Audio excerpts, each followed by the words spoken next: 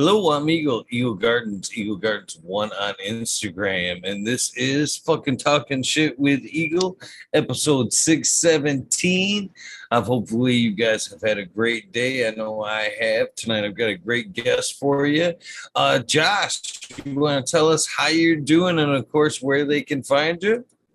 Yeah, I'm doing great. Thanks for having me on tonight. You can find me at Yggdrasil's Hollow on Instagram and Yggdrasil's Hollow at gmail.com. That's YGGDRASILSHOLLOW. And that's the World Tree in Celtic mythology. And that's a little bit about what I've got going on right now. It's what I'm calling it. Well, thank you for joining me tonight. I can't wait to get to know you a little bit better. Hopefully you got something to smoke on. Did you bring something this Yeah, evening to kind of yeah, yes, sir. Wouldn't right. wouldn't definitely wouldn't join you without it. It'd be sacrilege, man.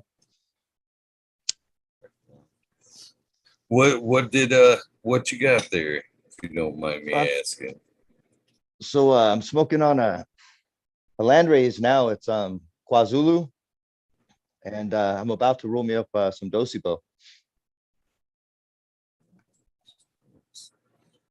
Sounds If you if very you ever tasty. get a if you ever get a chance to try KwaZulu, it's not a real high THC strain, but the terpene profiles that you can find in it are pretty interesting. Right now. So I guess we'll get it rolling right where we usually do. When did cannabis enter your life? When and Ah, where did cannabis enter your life? Beautiful all dog, right. right, by the way. Oh, thank you so much. So I was, I knew about it. I grew up in California, and when I was 16 years old, a little younger than 16, or right about that, it was right before my 16th birthday. The neighbor across the street turned me on to some bud, and we were sitting there talking, and he's like, "Hey, you want to get high?" And I said, "Sure." So I tried it out, and I really didn't notice much. And then a couple weeks later, he passed me a bowl again, and that time I felt it, and I really enjoyed it, really liked it, and it was several months, and then I was going on a camp out. I got a bunch of my friends high, and they liked it, and just kind of moved from there. And that's how I got started in it. I took a long break, and then after I got out of the military, I started smoking again. It really helped me out with some medical issues and no other issues in my life. I find it a very good plant, very useful plant, and what prohibition has done to society by keeping it from us has been pretty detrimental, in my opinion. I very So, much agree, and I'd like to thank you for your service first and oh, foremost. Before we move on, I greatly respect you vets, that's for sure. So thank you for your service, my friend. oh, my pleasure. Come on. Sorry about the dog. She's just wanting to play. Anyway, um, yeah, so that was that, man. And I served in the military. That's not a big, it's not a big chapter of my life. I did it because I felt it was, patriotic thing to do. And you know, it's all that. But there's a lot of people that serve, a lot of people that have lost limbs and their lives. So definitely I'm grateful for all of them as well. But that's a heavy subject, man. So with cannabis, my family is pretty much a bunch of hippies from way back, I guess you would say, but little, it's not the stereotypical hippie, I guess. But my grandmother grew, my uncle grew, my dad grew, and so over the time, I kind of got into the the ideas of growing and what it could do, especially after I turned into an adult and was able to, talk to them openly about this stuff. And some of the techniques and stuff that were used by the old school guerrilla growers fascinated me. And, because you got to think about it. If you're going out into the woods or a desert or a creek bed or wherever you're going to be, back then it was, it was that's where a lot of people did it. That's where they'd grow their personal stashes. And they'd have to figure out a way to do it. And the ingenuity of cannabis smokers always like blew my mind, man. They come up with the craziest ways to make things happen. And a lot of times it's successful. Taking, you could take this guy told me about a time he took a 5-gallon bucket, filled it up with decomposing black granite and stuck it in the middle of a creek bed. And he grew his yearly stash that way. Then in other times they're growing in the side of a mountain, and there's not a whole lot of water, but they can get by watering it 3 times a week. A gallon 3 times a week. So 3 gallons of water per plant per week in a rough environment, and they come out fairly nice. It made me start wondering, like, what makes cannabis do what cannabis does. And so that started me on a journey, and the journey was dirt. It was about dirt. Why did the black granite work? Was it the moving water? Why did that area of land, why did that work better than the one last year?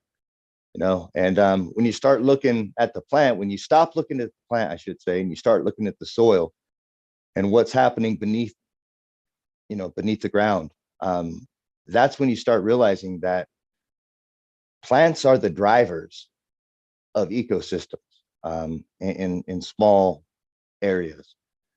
And these plants, they communicate, and a lot of research has been done in the last few years that explains how these plants are able to communicate with each other, how funguses can communicate with each other, and how bacterial communities see quorum sensing, or quorum senses. And that is where there's a certain number of individuals that can agree based on whatever method of communication they use, that it is a good time to ramp up production, or it's time to go into a cyst form because nutrients are running out, our energy is going to go down, so we have to prepare for that. And they do that through quorum sensing. And we really don't understand the language that these things use or how it exactly works, but we know that it happens, and we know that it happens not just within the same kingdom, but it happens, communication between the kingdoms happens as well. And several years ago, in the early 2000s, I believe it was, there was a study done, and they took some isotopes and they traced them through these plants. And they found out that these big trees will take care of the little trees that are under their canopy, that are connected to it. And they do that via the mycelial networks. And so, that really gets you thinking about soil. What, like, mushrooms live in the ground. The fruiting body is just a very small portion of it. But the mycelial network can span vast areas, miles of area. And they're channeling nutrients, and it's communicating. So that mycelial network will kind of connect your whole system, right? It lets everything communicate.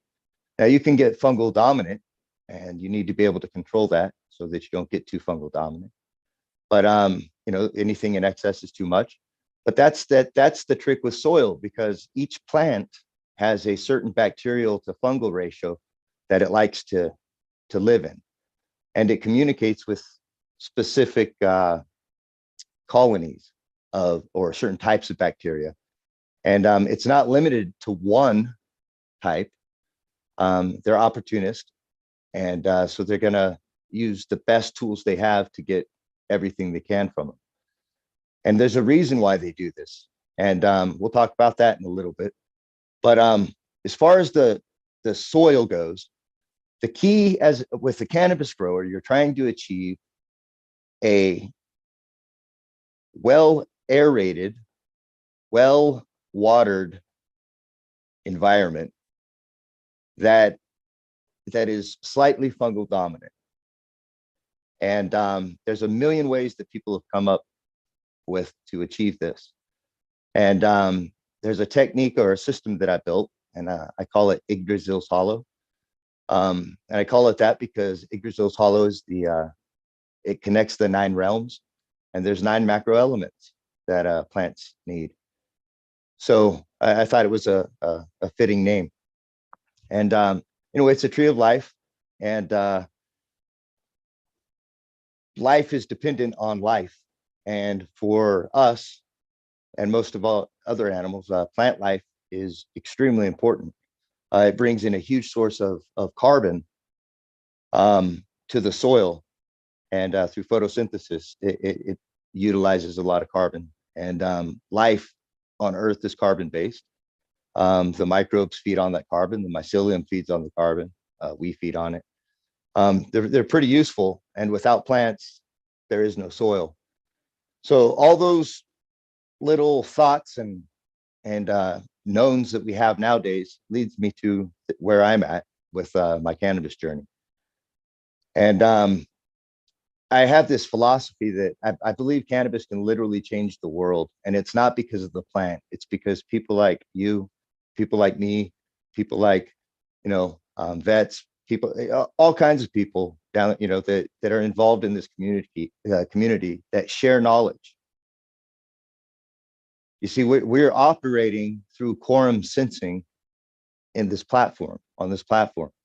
We're all sharing ideas, exchanging ideas, and we're making advances organically, non-centralized within the community. And I think that's a good way to be. It's a good way to live. It's in balance with nature. It's mimicking the way nature does, or the way nature functions. And I think that's very important. And so in the spirit of sharing information, I'd like to share with you a little bit about how my system works and how it functions. And it all is dependent on air and water. Do you have any questions about anything I said, or anything you want to pop in and say? I don't even want to step in the way right now. I'm fascinated. Please Okay. go. All right, my friend. So with bacteria and fungi, we have an interesting phenomenon that occurs. Bacteria and fungi live and exist in the same area.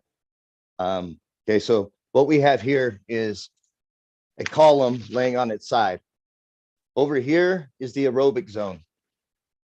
Over here is the anaerobic zone. Up here we have fungi. Up here we have bacteria. The largeness of the font indicates its dominance. So all things being equal, proper carbon inputs, proper oxygen inputs, proper moisture content, fungi will be dominant in aerobic soils. When you get down to this area, the anaerobic side, your bacteria are going to be dominant and your fungi are going to be lower, to a point to where, as far as I know, you get to an anaerobic state where they can no longer grow. So if we think about that, and we think about that in the soil column, plants like to grow in the aerobic zone.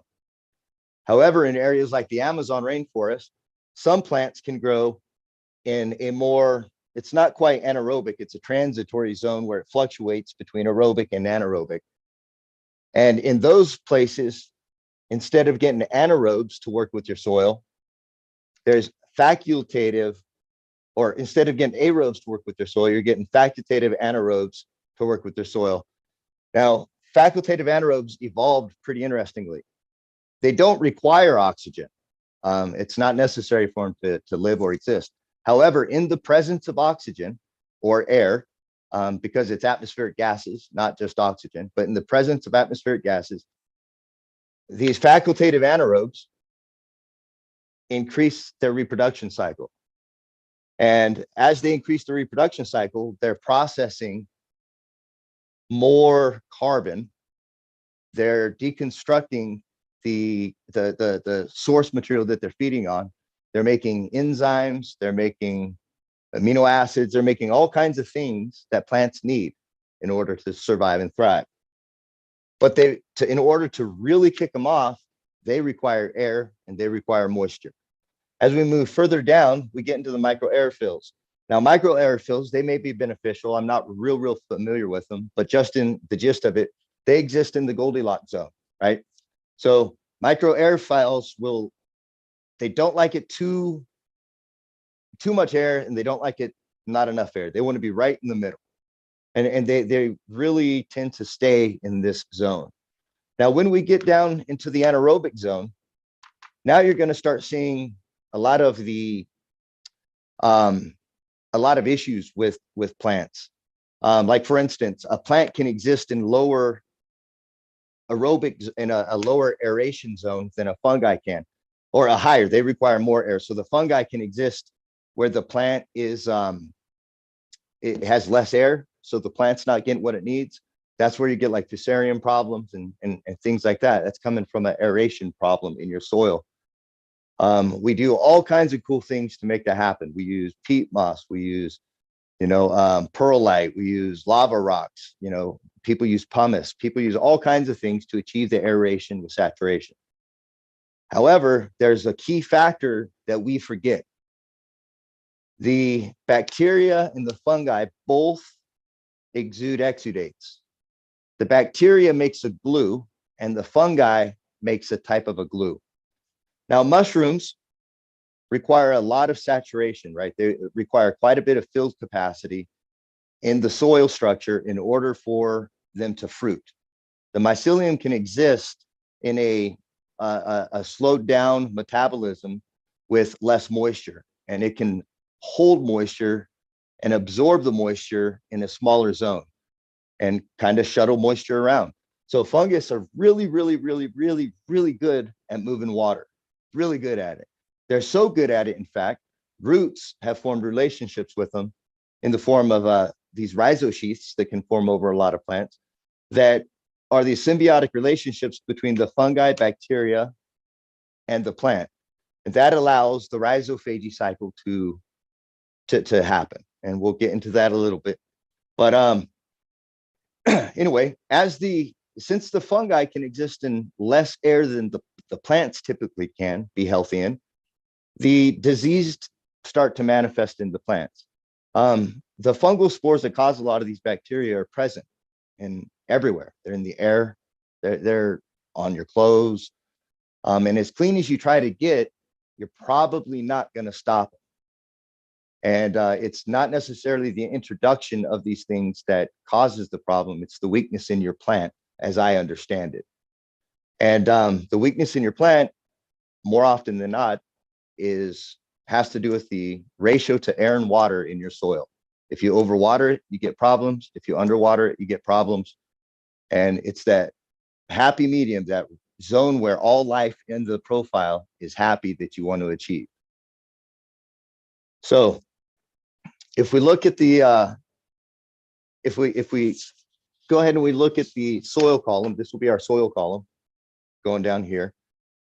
We can see that the essential elements I have written on the side here, by atomic weight, your hydrogen, carbon, and oxygen run between 1 and 16 in the atomic weight. The highest one, the highest macronutrient as far as the atomic weight goes that you're going to need is the molybdenum, and that's at 96.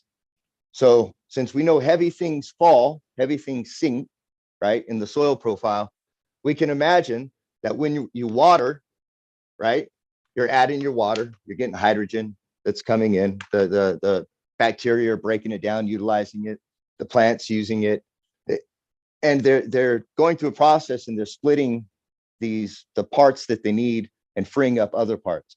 So there's only so much water or hydrogen and oxygen in water, and there's only so much oxygen in this air, in this zone that we're talking out here, right? This is where our plants are going to grow. So our little plants are growing up here. And this is where we're normally putting the oxygenated air zone, right? And then as we go here, we get some of these the facultative anaerobes that start to kick in, and that's what's feeding our soil. And we have this thin, tiny layer, this lens of fungal activity happening, right? That's typically what we're seeing in a soil structure. And the reason why we get this effect, and it could be bigger if you have a lot of aeration, you might be down to here in the pot. But the reason why this happens is because as you water, the air is used by your microbial life. The more microbes you have in your system, the faster they're going to utilize the resources, right? So the healthier system is, the faster it's going to burn through the aerated zone. And it's only going to get re-aerated during the water cycle, as you're causing the moisture to seep through the soil column and cause that influx of oxygenated water going into the soil column. So how do you fix that? Well, you need to add air and you need to add water, right? That's the key. That's what you need. Well, if we look at other things that we need, such as nitrogen, the atmospheric gases, that's 78% nitrogen, right? And that's only coming in contact with this thin lens here. But it's super necessary. But the atmospheric nitrogen can only come into contact here. Now, we have a lot of organic nitrogens that form in the soil, and we can add it fairly easily. But this is a free source. This is a free source. The oxygen and the nitrogen, and it's 21%. The atmospheric gases are roughly 21%. And then CO4 is minuscule, 0.4. And the other gases are, which ozone is included, and ozone is very important in the rhizophagy cycle. Anyway, that's included in the 0.96% of gases. Anyway, I say all that to say this. In order to achieve this, you only need a few things. And I brought this thing. It's called an ultrasonic atomizer. And it's pretty simple. I don't know if you can see it all right, but it's pretty simple. It has a ceramic disc. There's a voltage that runs through it, a current, and it oscillates the current and vibrates these ceramic discs. It doesn't get clogged up. And you just put it in water, and they're used oftentimes for like growing mushrooms or fountains and stuff like that. But they produce fog. Let me get plugged in for you. This is awesome. Thank you for taking the time to go through all this, set all this Oh, up, man. No worries. Give me a sec. That Chad's plug don't work. Everyone is loving this so far. Good. All right, so I won't have to move the camera, but you'll be able to see. All right, you see this is it's not a mist, it's a fog. And you can see it pours out. Is that picking up okay? Yeah, we can see that. Okay. So anyway, the reason why this is important is because a mist won't work. It has to be a fog. And if I had another bucket, I could dump this fog into the bucket and then dump that bucket out, because that's how fine the micro droplets are. It's like a cloud. If you don't have that, you can't continually run air through your soil, right? You just can't do it because you'll dry out your medium. So by using the ultrasonic fogger, you can get around that. And by doing that, I can extend this lens all the way through the whole profile of my grow system.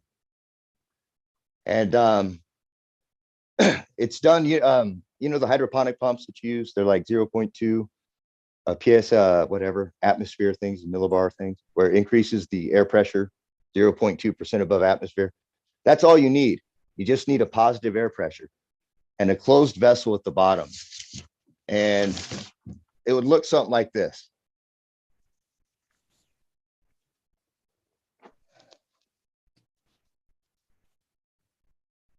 So this is your reservoir, your bottom container, your water level, your atomizer,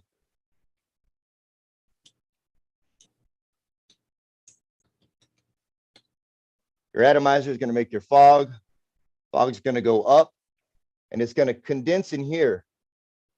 You're going to have, because you have a sealed container, right? So this is the bottom reservoir, and then your plant is growing above it. Okay. So this is your grow bucket, we'll just call it. And this is your reservoir. And now your reservoir only needs to be about 8 inches tall. But anyway, you have your water filled up, you got your fog collecting in here, and now you're running it, pumping that air and that mist straight up through your grow medium. And by doing that, you have that whole soil profiles filled with the aerobic bacteria that we're looking for. It gets completely, you can control the fungal dominance. You can control if you want it bacterial dominant. It just gives you one more element of control, and it's that simple. It's an atomizer in the bottom of a reservoir that's airtight, and it only allows the air to move up through the growth medium in one direction. Your air pump will be going out here, and the little tube will be going into the side, and it's airtight. And then it just pumps in here, causes the air pressure, and that forces your cloud through the grow medium. And I'd like to totally take credit for the idea, but I kind of got the idea from there's a scripture in Genesis that says that the earth had not that a mist came up from the ground because the earth, it had not rained, and there was no man to water the earth or something like that. But it mentioned a mist coming up out of the ground. And I found that as a fairly interesting little tidbit. And when I built my first system and tried it out, it popped in my head.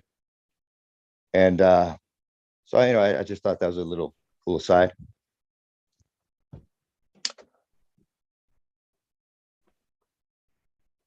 Right on. Some pretty interesting stuff so far. Sorry, I dropped out there for a minute. My internet connection is spotty this evening. But man, this is an awesome system. I'm glad that. So does it work just with this kind of? It's basically like a SIPS method, right? A souped up kind of SIPS method. I'm not familiar with that. What? Tell me about it. A SIPS method is like kind of a earth box where it's kind of being fed Oh, like a bottom fed wicking, basically. wicking Yeah, method, yeah, kind of yeah. like a wicking Wicking method. system. Um, Yeah, yeah. possibly you can look at it that way. The difference is you can't with that, with the wicking system, you can't directly control the aeration of the soil. So you know what I mean? It's like, yeah, you're getting the water fed up. Yeah, there's better aeration, but I don't think it doesn't have a I don't believe it puts the like forces the air through the soil column. I'm not sure.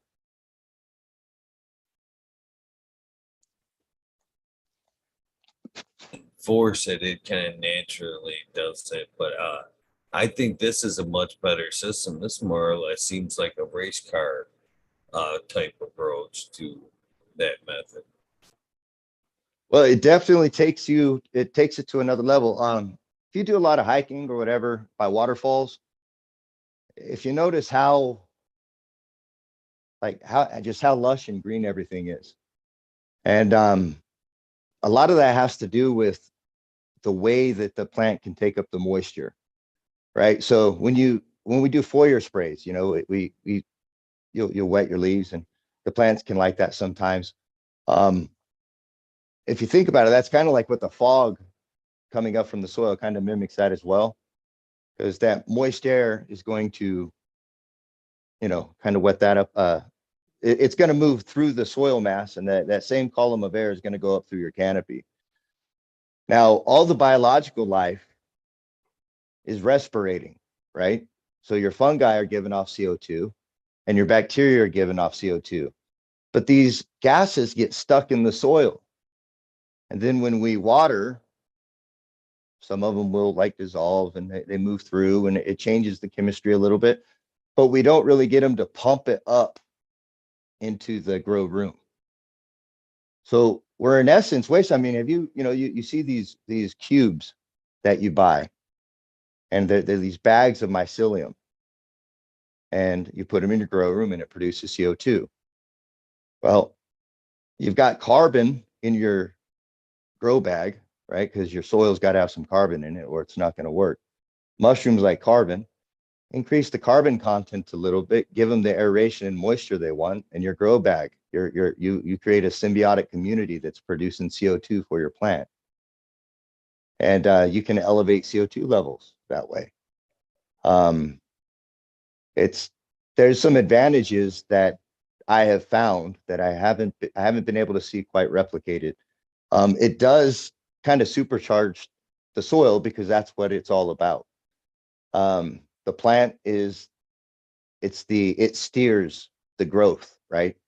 So if you think about the plant as the rancher, it's going to be selecting the microbes that it likes to grow with. So you need to make sure that it has a really diverse population. And by ensuring that only the beneficials can thrive based on the environment, you're not going to have problems like you would with other ways. I've heard nothing but good things about the earth box. I haven't tried them yet. I was talking about exudates with the bacteria and whatnot. So when you let a soil dry out, because the mushroom requires moisture, like a large soil capacity full of water, the soil capacity needs to be pretty high. In order to get the mushroom to fruit, the mycelium has a tendency to be hydrophobic with short bursts of water, right? So, and the same thing with some of the bioglues that bacteria make, because it doesn't do them any good to like start, oh yeah, we're going to make some mushrooms. We're going to really kick it off now. We're going to throw a party. And then all of a sudden the water runs out. So they have a hydrophobic state that the water will run off them until it sinks in over time. Now that time, it doesn't take that much of, it's not that long of a period of time, because you got to figure a short rainstorm is only going to drop a little bit of moisture. But when you're watering in your pot, you will have fungal colonies, you will have bacterial colonies, and if they dry out, the water is going to run off to the sides and you will end up with voids. Now, your plant's going to do okay. You can force feed them, you can give them nutrients, you can give them all kinds of love and care. But the bacteria, your soil is not happy. It's just not happy. But we know how to make plants happy in soil that's not happy. I mean, look at our farms, for crying out loud. We got these monoculture industries where we're growing shit tons of corn as far as the eyes can see, hardly no fungal counts whatsoever. We just keep pumping them full of synthetic nutrients, and the plants seem to do okay. But when you check what's in them, that it's not there. Now, there's another thing that is dependent on aeration of soil, and that is your potassium uptake. Potassium activates genetics. So like in a breeding program, if you have a problem with your potassium channels, not getting enough potassium or whatever, you're not going to be able to activate the enzymes required to transfer the genes. And that's directly dependent on the presence of oxygen. So the deeper you can get that oxygenated zone, the better your plant can process your potassium. Phosphorus is similar, but not as dependent on the aeration. But it does kick up the process a little bit, but it definitely does it with potassium.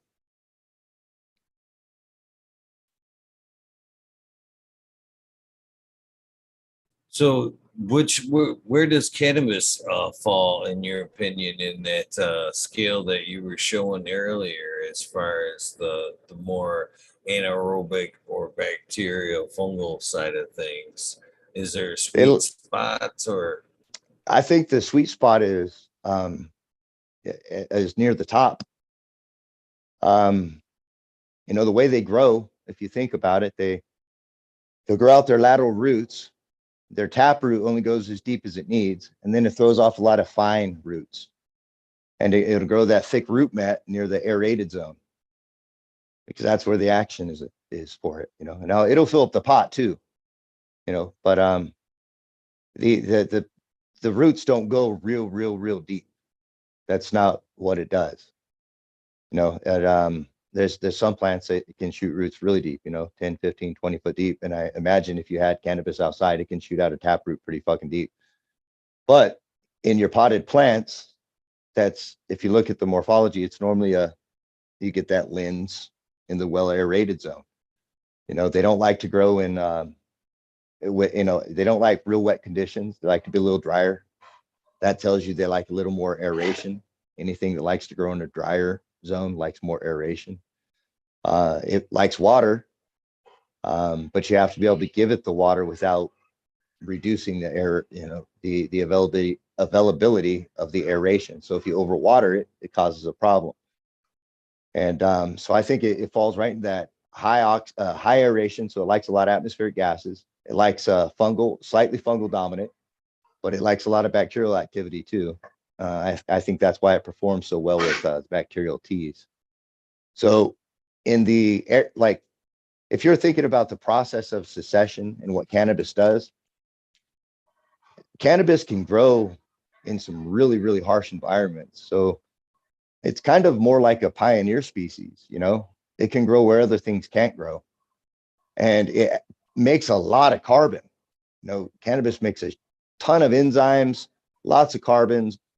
And when it dies, other things eat it. And as that happens, the soil builds up. So I think in that sense, if you're thinking about cannabis, you shouldn't really think of it the same way you would think of like a tamed tomato or a tamed, some sort of produce that we buy from the store. It's still wild. We've cultivated the hell out of it. We've changed it. We've done this. We've done that.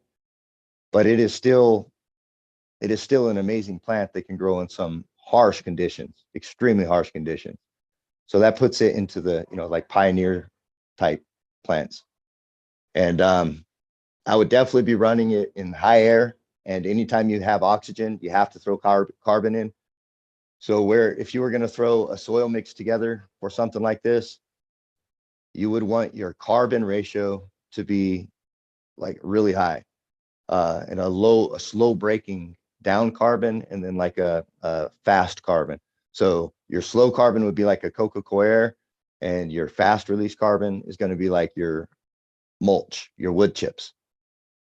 And you want it to be a very high ratio. You're talking 65, 75, 85% wood chips when you start out, and coca coir. And then you cook it off for about a month, because you add some greens in it. Now it's going to cook off like compost, but it's going to happen really fast. Put a cover crop in it that's directed towards the kind of microbes you're wanting to start to harvest.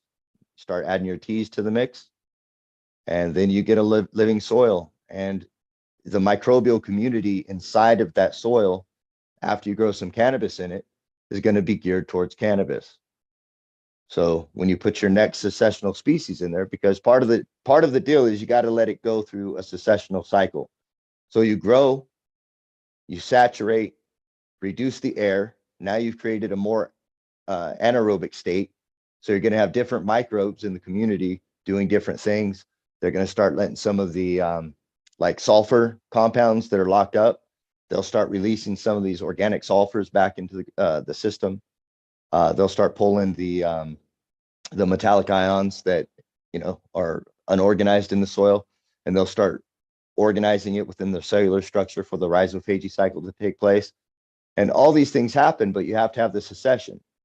And when we grow, we don't think succession. We think nutrients, nutrients, nutrients.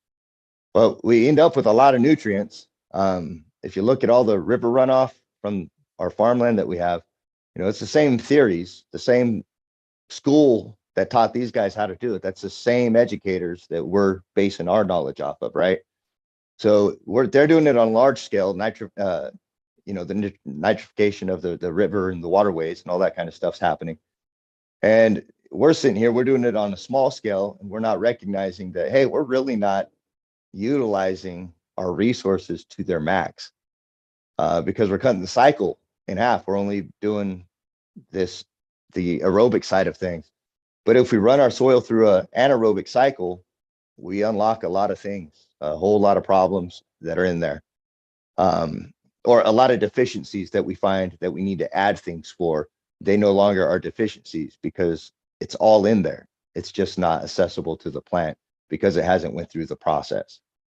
So cannabis likes to grow in the aerobic zone, but that doesn't mean that when the cannabis plant dies, there's not a snowpack or a heavy rain that creates a anaerobic state for the bacteria to be able to go through and process things that the aerobic bacteria can't.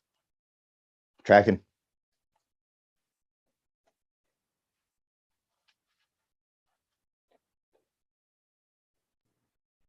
Yes, sir. Yes, sir. So, what size containers are we talking about here? And is like cover crops suggested with them as well?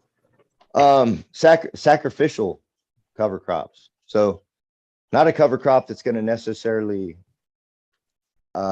be the plant that you're growing in there. Grass, I grow a little bit of grass as a cover crop. It's very beneficial, or it's a good host species to endophytes.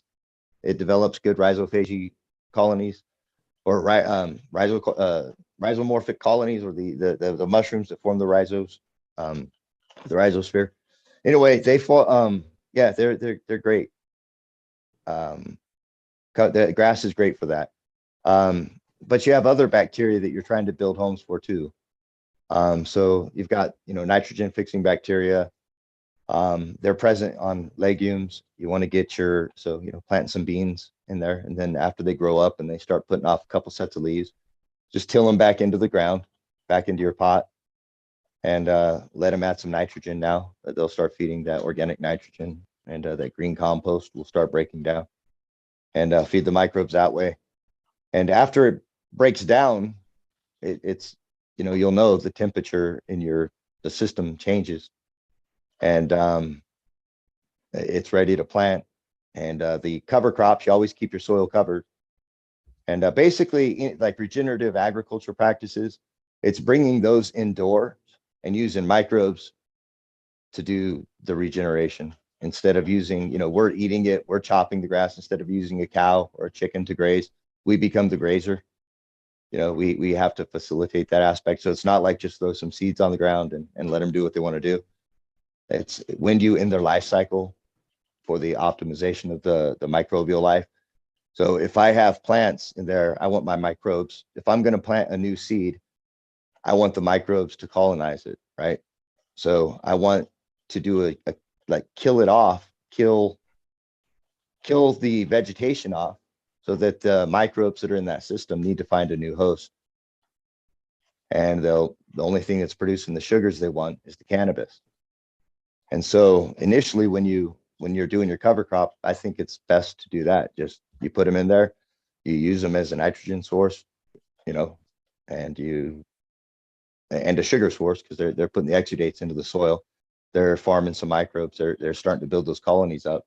So you just kind of use them to steer your soil in the direction of cannabis.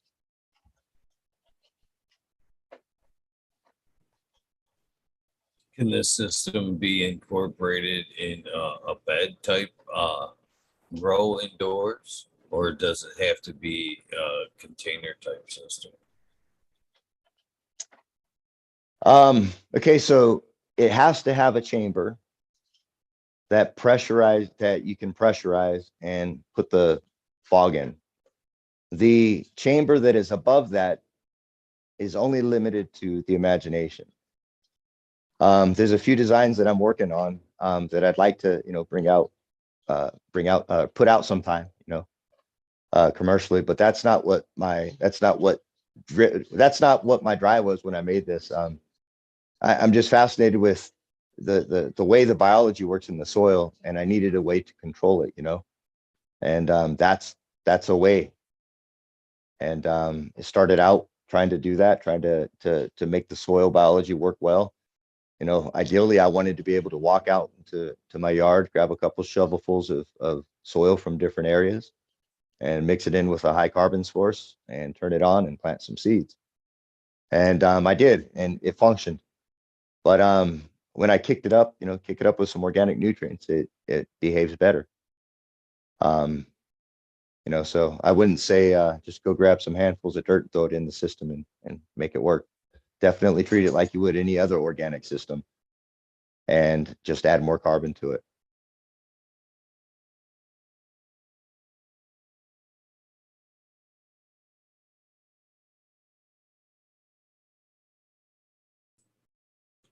So, how many runs have you tried indoors with this system? How successful has it been with cannabis? It sounds like an amazing system.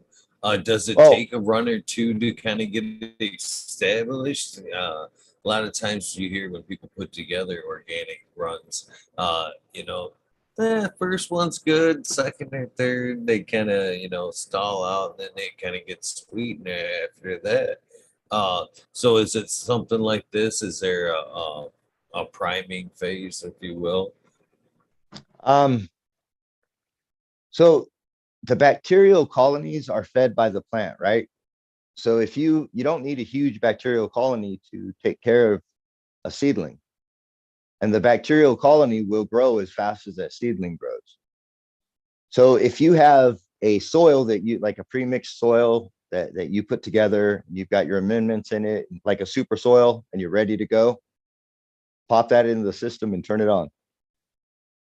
If you are trying to build your system from scratch, like, using totally organic, natural inputs that you're gathering from around your area, you're going to want to let it go through a process of cooking off, because that's how you're going to go through the successional processes. You need that extra nitrogen. You need the greens in with the carbons, because if you don't, it's just the ratio's got to be right. Bacteria need a minimum of eight, excuse me.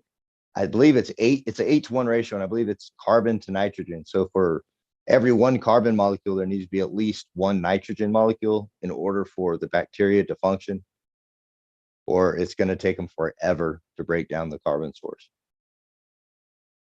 So when you're working with carbon, that's one of the things you got to understand with living systems, that there's a carbon to nitrogen ratio that is important. So if you can pop the nitrogen in, which 78% of our atmospheric gases is nitrogen, right? Then you can run a higher carbon system, because you have more nitrogen going through the system. And that means your bacterial colonies can really, really grow fast. So if you're cooking it off, you're talking no more than a month, 40 days at the top end of that, depending on temperature. And then your soil's done, cooked, ready to go. No, that's using the gathering your own stuff though, So I've done that a couple runs. I've ran 3 runs to flower, to harvest in it. I've done 1 side by side, and the side by side, everything was identical. 15 gallons is the size I like to use for the system. It's manageable. So I put 2 15-gallon pots out, same soil blend, same nutrient run, all that kind of stuff. Everything was the same. The only difference was I added more carbon to the one that went into the system. That was it. And that's because you kind of need to. And so I ran it, and I ended up with a 47% increase in overall yield. That's on one run. That's my own run. But that was the numbers. And that's total, you know, after it was all done, measured, weighed, dried, cured, 47% more in the jar. Terpene profile is higher. I believe that has to do with the way the enzymes function. You know, the enzyme production happens, but it can only happen through a thin lens in the presence of oxygenated air, or aerated soil, I should say. And so I think that's why that explains that. Right now, I have a few people, a few friends. They're starting. They're trying it out for me, and they're going to be giving me their feedback. And I want harsh judgment. You know, I want to wire this down, know what the mistakes are. And there's one thing I noticed is that since you're using the micro droplets of water, you don't want the splash that comes up from the vibrations to splash the bottom of your pot. That changes the dynamics. It still functions. It's just not quite as good. It took me a couple runs in my early stages to figure out what that problem was. But if you can keep just the fog going through the system, you'll be surprised at how fast the plants grow. Even if the water's hitting the bottom, it's still going to grow fast. You'll still be blown away. But if you had water hitting the bottom of it, and this might be useful for somebody out there. So if you have the bottom of your container and you have the water droplet splashing up, hitting the bottom of it, it changes the way that the gases move through. So if you remove that, you'll see an improvement in plant growth. You know, but that's, again, these things, observations like this, if it's coming from one person, take it with a grain of salt. But anybody out there, please verify the results. You know, try it out yourself. And if you're interested in doing it, hit me up, and I'll definitely walk you through it and see what happens.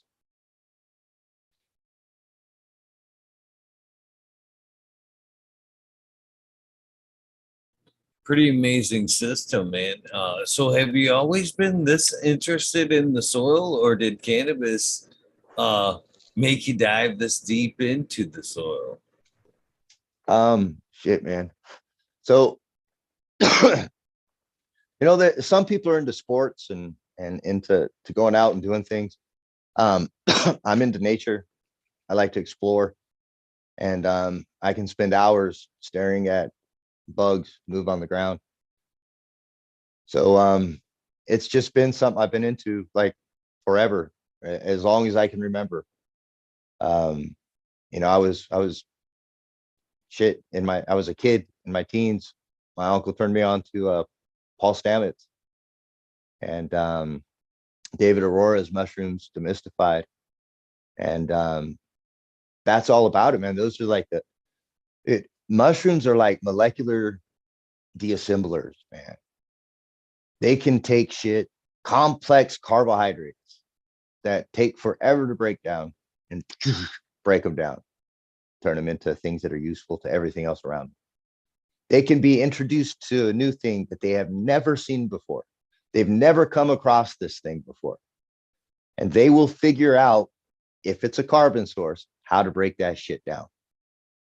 And that's not every fungi. That's the fungal community, collectively. Some are better at different types of carp, breaking them down, than others. So like oil, oyster mushrooms can literally break down engine oil into an inert medium. Now, if there's heavy metals in it, those heavy metals, that's debatable. You might not want to eat those mushrooms. They can consolidate heavy metals in the flesh of the cap, their fruit. But all that stuff, man, they just fascinated me, and watching what they do. And then I found out about cordyceps, and holy cow, this is a mushroom that attacks an insect kind of like possesses it, makes it into a zombie. The thing is dying, but it'll make this bug walk up the top of a limb and it'll hold on to the top of that limb. And then a mushroom pops out of the top of its head and sporulates and infects others. You know, Paul Stamets found out that mushroom like cordyceps, they kill insects, but the insect that they target, if it just killed them all, the insects would develop a resistance against it, right? So these mushrooms break down these carbons and then they reassemble these molecules that they broke down, and they make this super attractant.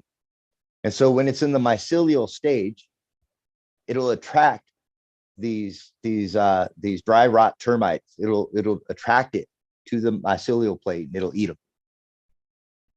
The termites will eat the fungus, and then they get infected with the fungus, right? So it's kind of neat. But in its spore form, which is the form that insects would come across it in the wild, it's a repellent. So these mushrooms they figure out how to get around the animal's defenses. They control the animal, man. They control their motor functions, or the insect. And that was absolutely fascinating to me. And it got me into that, you know. I lived in this little town called Rialto, California, and they had really rich black soil. And there was these little glowworms. And if you would dig into the soil, you would find them. They would phosphoresce, and you'd see the little green glow in the dark. That was kind of cool. So, you know, I've always been crawling on my hands and knees looking at the dirt.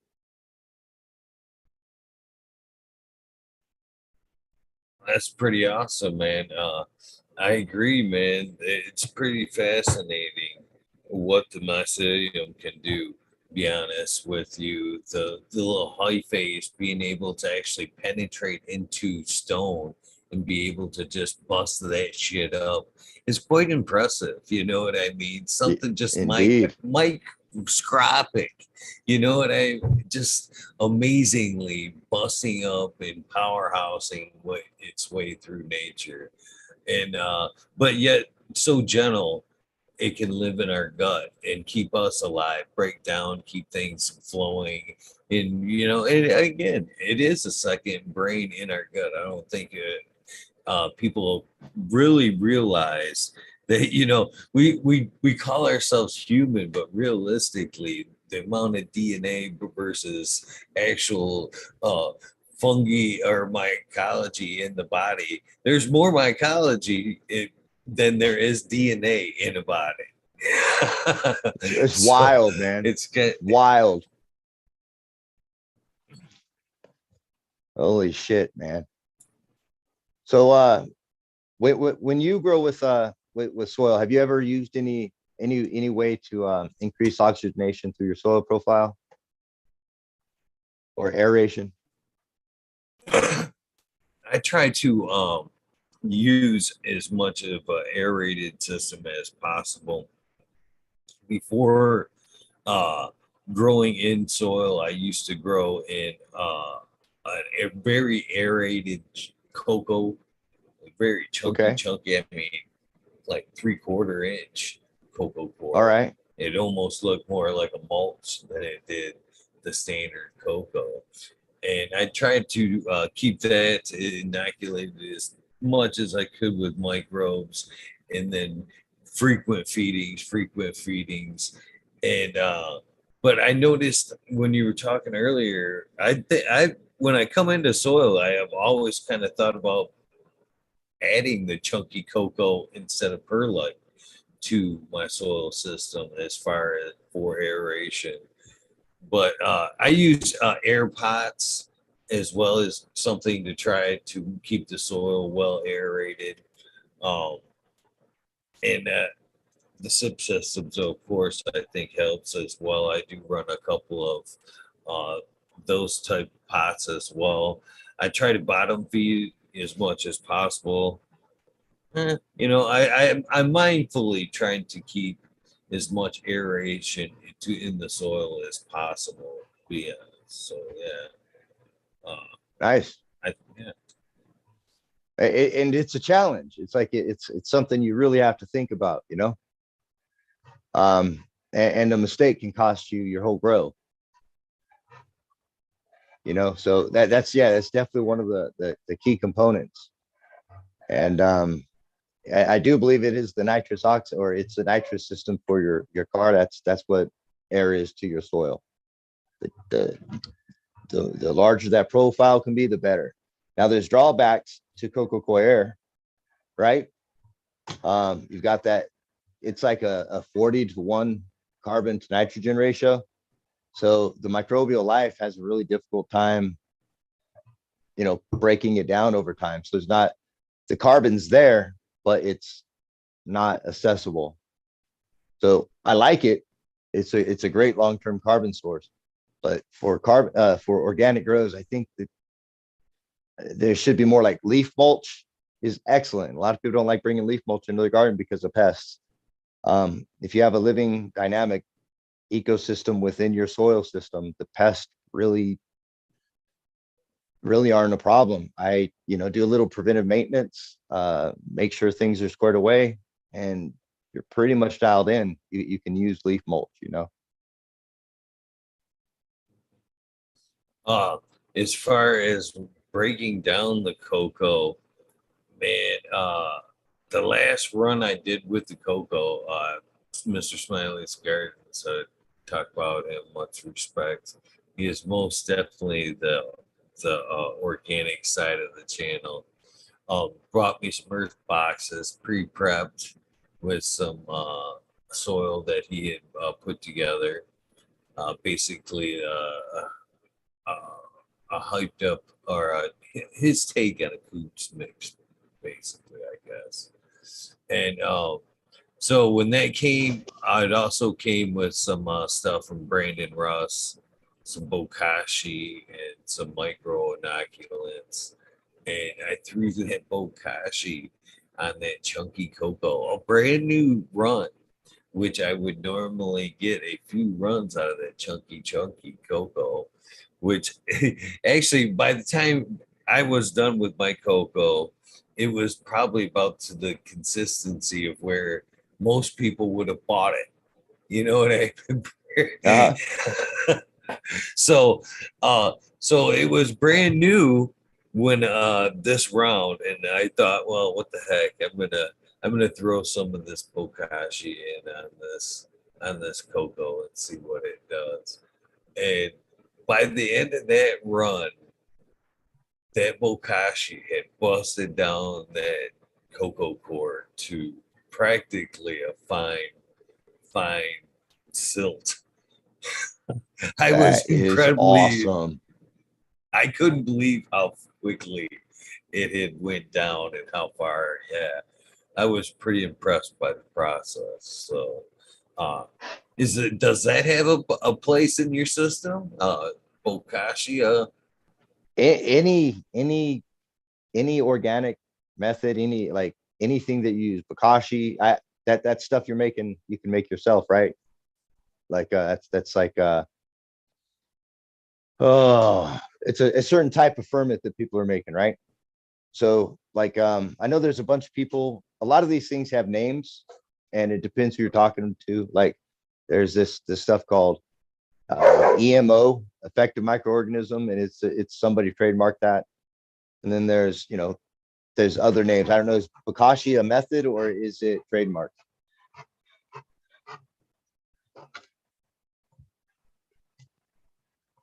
But you could use it either way. I mean, that's irrelevant.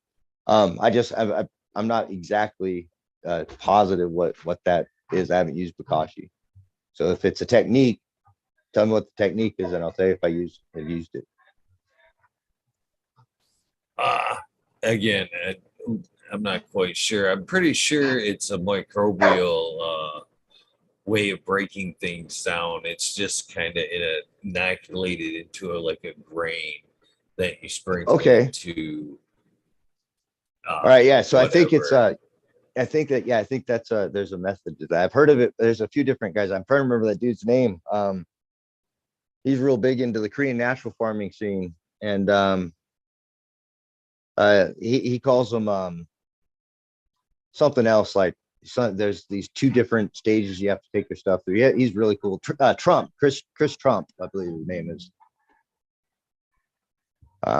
He goes into a lot of detail about that.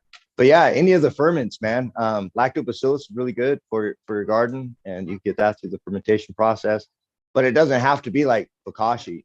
It could be like, or it maybe if that's a method, then yes, you could use the bokashi method to transport your microbes. You could use any method, any method that gets microbes into your system, into the system, you can use it. If that's buying, mammoth pea or just running the microbes that are on the leaves, because the microbes are everywhere, man. They're everywhere. It's literally a build it and they will come situation.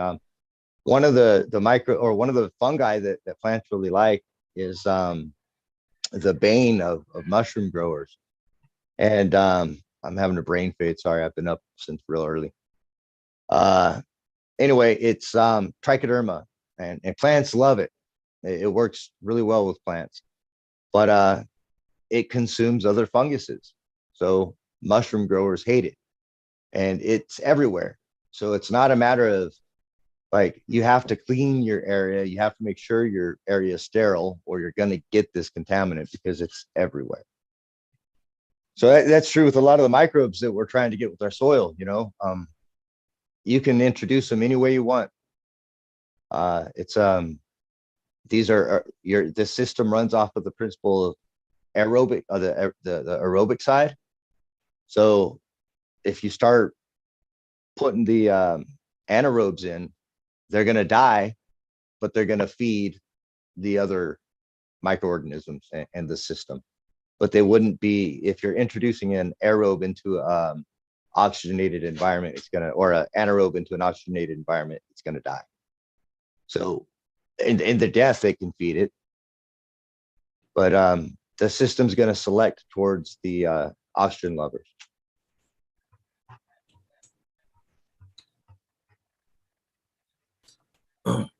So, what kind of mycelium or mushrooms do you suggest grow with cannabis? Is there anything that you coincide with your grow in your pots that will help in the long run break things down that aren't being used now, or kind of getting rid of things that may be too much of in the pot?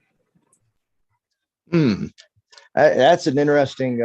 That's a really interesting question, and I use like I said, I like the trichoderma. It's really easy to get a hold of. But I do go out and look like this last one I did. It just so happened to coincided with the right time of year, and I went out. I picked some wine caps, harvested some wine cap mycelium. And I also put in some oyster mushroom mycelium, and I let it do its thing. I didn't get any wine caps that popped up. I might, but I haven't gotten any out. I haven't harvested any mushrooms. But Copernicus are really, really nice too. Not so much for eating them, but they're really, really good at breaking down wood chips, and they break them down really, really fast. They grow really, really fast. So those are good too. If you're getting into complicated, like complex structures, substructures and whatnot, or with your your base carbon source, like the harder woods and or like pine, even things that are a lot of mushrooms don't like, your turkey tail, Primetes versicolor, they like those. So you can break down a lot of things that you can't break down with other things. With that, Trimedes versicolor or turkey tails, they can decompose just about any tree. They're really awesome. They're real slow though, real slow. I guess that's what you got to do. You got to figure out what are you looking for, because you need a diverse community in your system, right? And your system needs to go through these transitional periods. So I guess if you're running something like with cannabis, you probably want something that's going to work well with it. So the trichoderma is going to work really, really good with it. It's really easy to get. And some oyster mushrooms, they're a little bit, they're slightly carnivorous. So they can they can use their little mycelial threads to basically lasso nematodes and whatnot and consume them. So they're beneficial to grow with your cannabis. If you have a weak cannabis plant, though, if you have, that's a problem.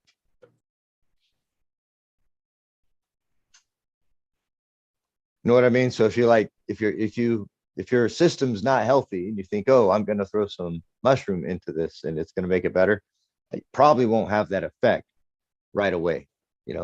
Chances are, if your plant's really sick, you might not get the results you're looking for. So fungus are one of those things that, stick with the trichoderma. It's pretty safe and it's really easy to use. It's everywhere. Well, when I think about a lot of these things that we're talking about tonight, I think more of a bed growing or a multiple run pot. So is that basically how you see your system? Is more of a mini bed or a multi-run system, basically, where you're not dumping it out at the end, you're Yeah, just kind of exactly. harvesting the plant, replanting right back in that medium, kind of Pretty ever much. run system. Yeah, pretty much. You don't take, you don't, and if there's a problem, you got to correct a problem, of course. But ideally, you don't have a problem if you manage it properly. I've grown a whole year, well, just shy of it, just shy a year, because it the way it worked out, but straight, and the soil's still growing things. It's almost a straight year now. No change. Only added amendments, some extra amendments once, and add carbon, and I bring it through its cycle, and it does its thing, and it produces just fine. So that's a whole year. It had a total of 5 plants that grew in it, and everything's still growing real well. I'm going to be going on vacation, so everything's kind of not on right now. So I don't know. I'm sure if I popped a seed in it now and flipped it all on, it would kick off. Of course, you want to amend it. You want to give it some, your organic nutrient blends, whatever they are, whatever you use. But yeah, that's it. Just, you could top dress it. You can dig out a little void, mix it in, however you want to add it, to the soil. It's fine, but you never have to dump it out. Right. And when you bring it down through the anaerobic side, you're gonna, a lot of those roots and stuff will break down.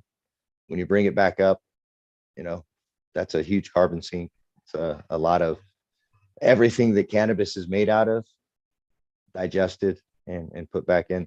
If you don't go through the cycle, though, that this is the caveat. Once things wake up, you have to put them back to sleep, right? So if the dragon wakes up, you got to put it back to sleep or kill it. And killing it, that would be removing the soil and starting over. If you're going to put it back to sleep, you just need to move it through into a phase that it cannot live or thrive.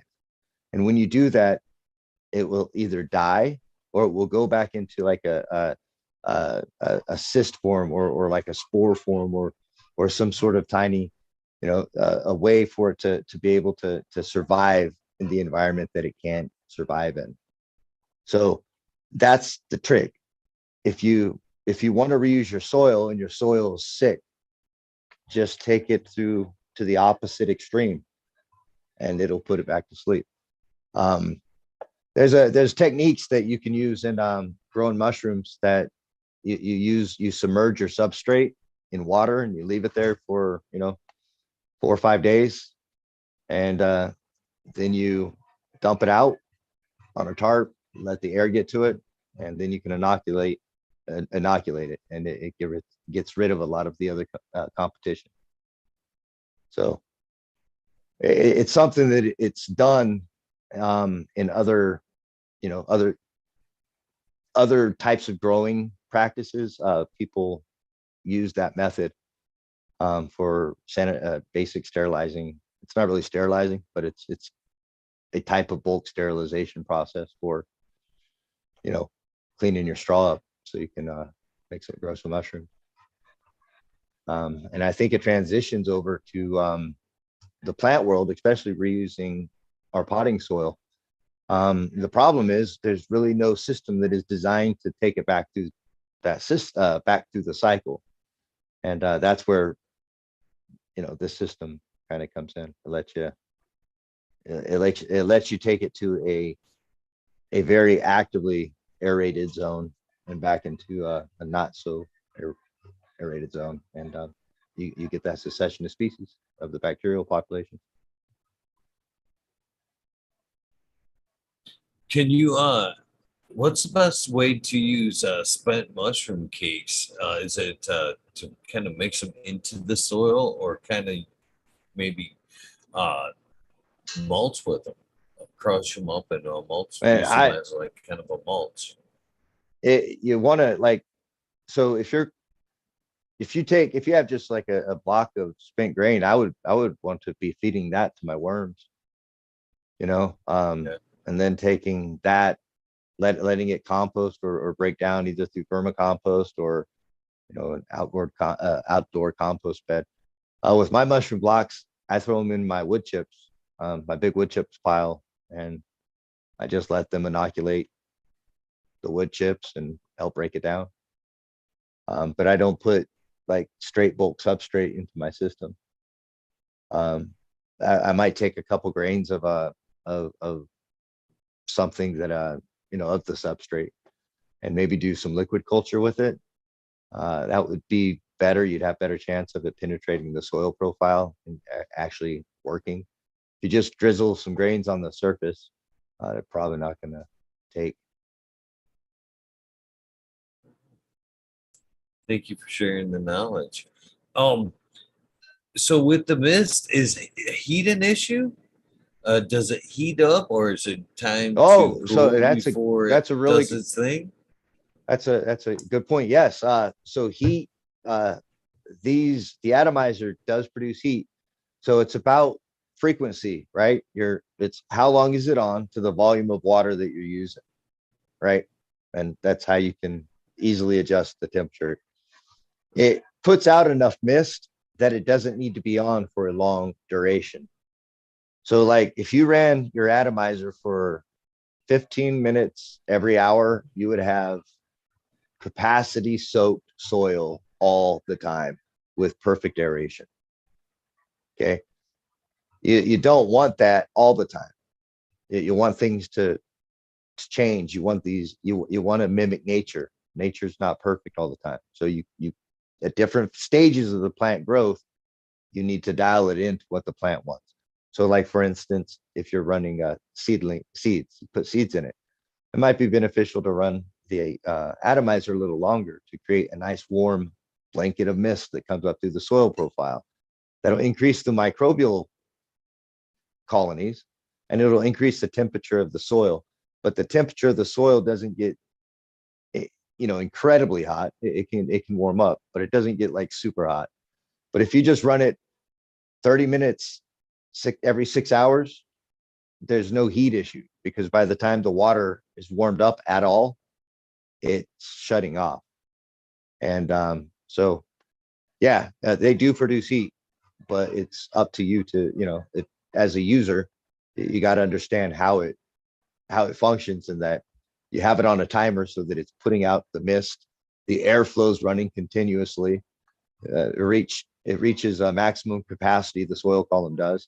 The mister or the fogger shuts off, because you have your timer, so it's set for 15 minutes, whatever, and then you just maintain it. You maintain the ratio that works best for you and your environment. There are some really cool morphological changes in the leaves I'd like to mention. So like the size of stomatas, when I took the control and I looked at the size of the leaf stomata under the microscope, the one that was grown through the system, the stomata is bigger. So if anybody ever tries this system and has a microscope, take a look at that and see, if you do a control side by side and see if you get the same results. I don't know if it was a fluke. Like I said, my data pool is kind of short at the moment, limited.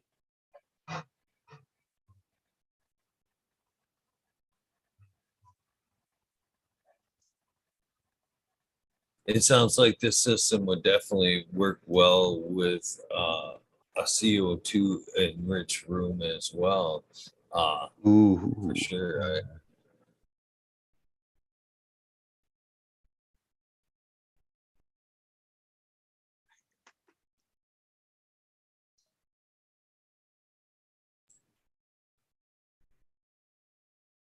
Lays a little bit of a bugger tonight. So, do you sell? Is the system up and running for sale now? I mean, how do they get a hold of you if they're interested?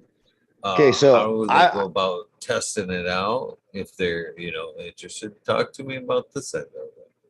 all right, so I'm this system is not, I'm not in production with it.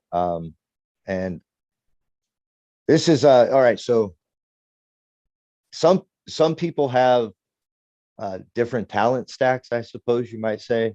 And um I have my talent stack, but I'm weak when it comes to the business side of things. So I make things, I'll build them, manufacture it myself, build my own prototypes, do all that kind of stuff. But when it comes to like putting all the pieces together for the business side, I'm having difficulty. And it takes money to make money. And so if somebody's interested in building one, I can walk them through how they can, like a do it yourself kind of way. But I am hopeful that sometime in the near future, some pieces that I'm working on will come together and I'll be able to start manufacturing.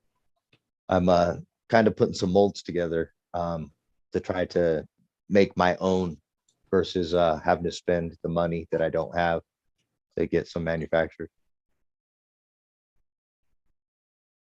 Well, I hope somebody sees this and can help you out with making that dream become Yeah, a, that would be awesome. But either way, I'd just like some people to grow some really good weed and maybe not have to use so much of the nutrients that we use, and maybe not have to like depend on uh other people, like not necessarily other people. It's great to depend on your neighbors and stuff and your friends, but big ag is going to get into cannabis and they're going to screw it up like they screwed everything else up. And so I think that sharing information is great because it lets us as individuals be able to understand that maybe some of the ways that we've always done it, it's not necessarily the best way, and maybe this is just a way. Maybe somebody else has can try it and maybe they have a better idea based on the same principles. All I want is people to share the knowledge with each other and kind of make this happen. And not just this, but make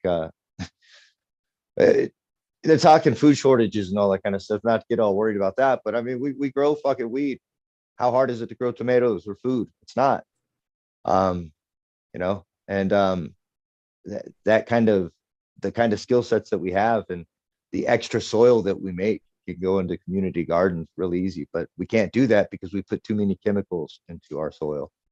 A lot of growers do, and it's good that we do heavy metal testing and all that other stuff that they do, and there's starting to be a standard for all that. But yeah, just it's not. I don't have any way to sell it to you, but anybody who wanted to give me a donation to further the project, that'd be cool.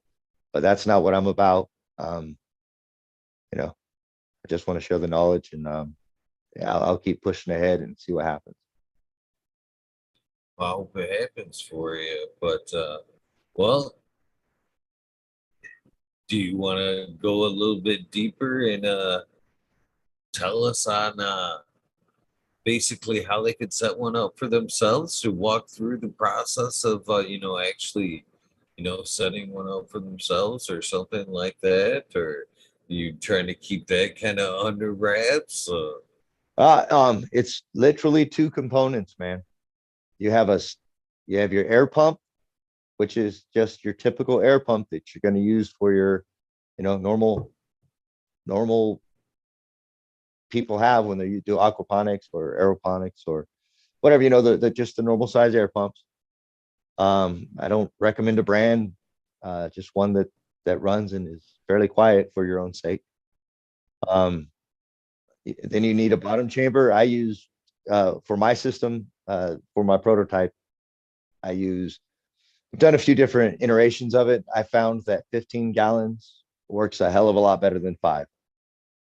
You get better results. Plants are happier, bigger root bases, all that kind of stuff. But 15 gallons is a good size for a soil pot for it. And the basic thing you need is your atomizer, your ultrasonic mister. That's what that is. And then your air pump. Then you need your chamber. So I use a 20-gallon trash can for the base. That's what I use for my reservoir. And then I use a 30-gallon trash can for the top, so that it's quite large and it doesn't go. It sits nice and snug. Throw a ring of silicone caulk over the top, then cut that trash can off at the top of the 20-gallon. So it's kind of the trash can in the trash can, and then cut off. Put holes in the bottom, and a screen is nice, so your soil don't go through, but you don't need to. You could just throw a couple handfuls of mulch over the top of your holes. I use 1/2-inch holes. I find that size works really well. I put the holes about roughly an inch apart, no more than 2 inches. And that's about it. And fill it up with your favorite organic soil mix. Turn on the pump and turn on the mister. Let it reach capacity, to where it's completely saturated. And then that. Once it's completely saturated, now you dial it back to whatever your frequency that you like it to be at for your targeted species. So if you're trying to have growing something that likes bacterial rich environments, you're going to be using the air only to move the water. Okay. So bacterial rich environment, use air only to move the water. If you are wanting to have slightly fungal dominant soil or very fungal dominant soil, you're going to run the air more than you run the water. So the water's on, your pump's running. After the water shuts off, your pump's going to keep running, and you can keep it running all the time. I've ran in one of my systems. I ran it like for 3 hours a day, the air, but I found that there's no bother. It's not bothered by the air running all the time, as long as it doesn't go dry. If your soil doesn't go dry, it's fine. And it can get dry. When I say dry, I mean like bone dry, where your leaves are wilting. As long as you keep the frequency up to the mister goes on for 30 minutes a day, you can run that pump all day long. And then you're going to have a fungal dominant soil. But that's it. Just bounce back and forth between the extremes, and you can grow anything you want. I appreciate you sharing, man. It's pretty interesting system for sure. So once it's kind of together like that, are you just top watering? How are you refilling the reservoir Okay, in between? So I guess there's the other part, the float valve. So you have just an external water source that's it comes in. So here's your reservoir. If you have your external water source, you have your hose come in anywhere in here with your little float valve, and that'll keep the water level right where you want it. Like, I don't know, like $15 or so, probably less than that. But Yeah, just a little float valve, mechanical float valve. They have small ones, and it works really simple. And your roots can't foul up your pump. They're not going to get into your water intake. They're not going to mess up your atomizer because it doesn't have a port. It's not. There's no mister. It's just a disc, a flat disc with no way for roots to get inside. So there's like no worries that you have to worry about once you put it together. You know, as long as you have it calibrated where it missed, you know, these things have a depth. Like you have to be, there's this little knob on it, and the water has to be above the knob, but it can't be no more than like 2.5 inches, 3 inches above the knob, or it can't go through it can't break the surface tension. It just doesn't work right. So those are little things, but you know, when you turn it on, it's kind of, you just plug it on, man, plug it in, put your timers together, and that's it. You don't have to worry about watering. You don't have to worry about, is it overwatered? Is it underwatered? Is it what? Just do it. You know, seedling stage, more water. As it goes up and it starts to grow, you can reduce the water, bring flower, you know, even less water. And that's frequency, you know, not volume. So I'm just curious here, and again, tell me shut the hell up if you want to. I think I might need a on a drink. larger system, yeah, get a drink, no problem. Do you think that could it be possible to like feed that mist through some tubes through a bed, maybe?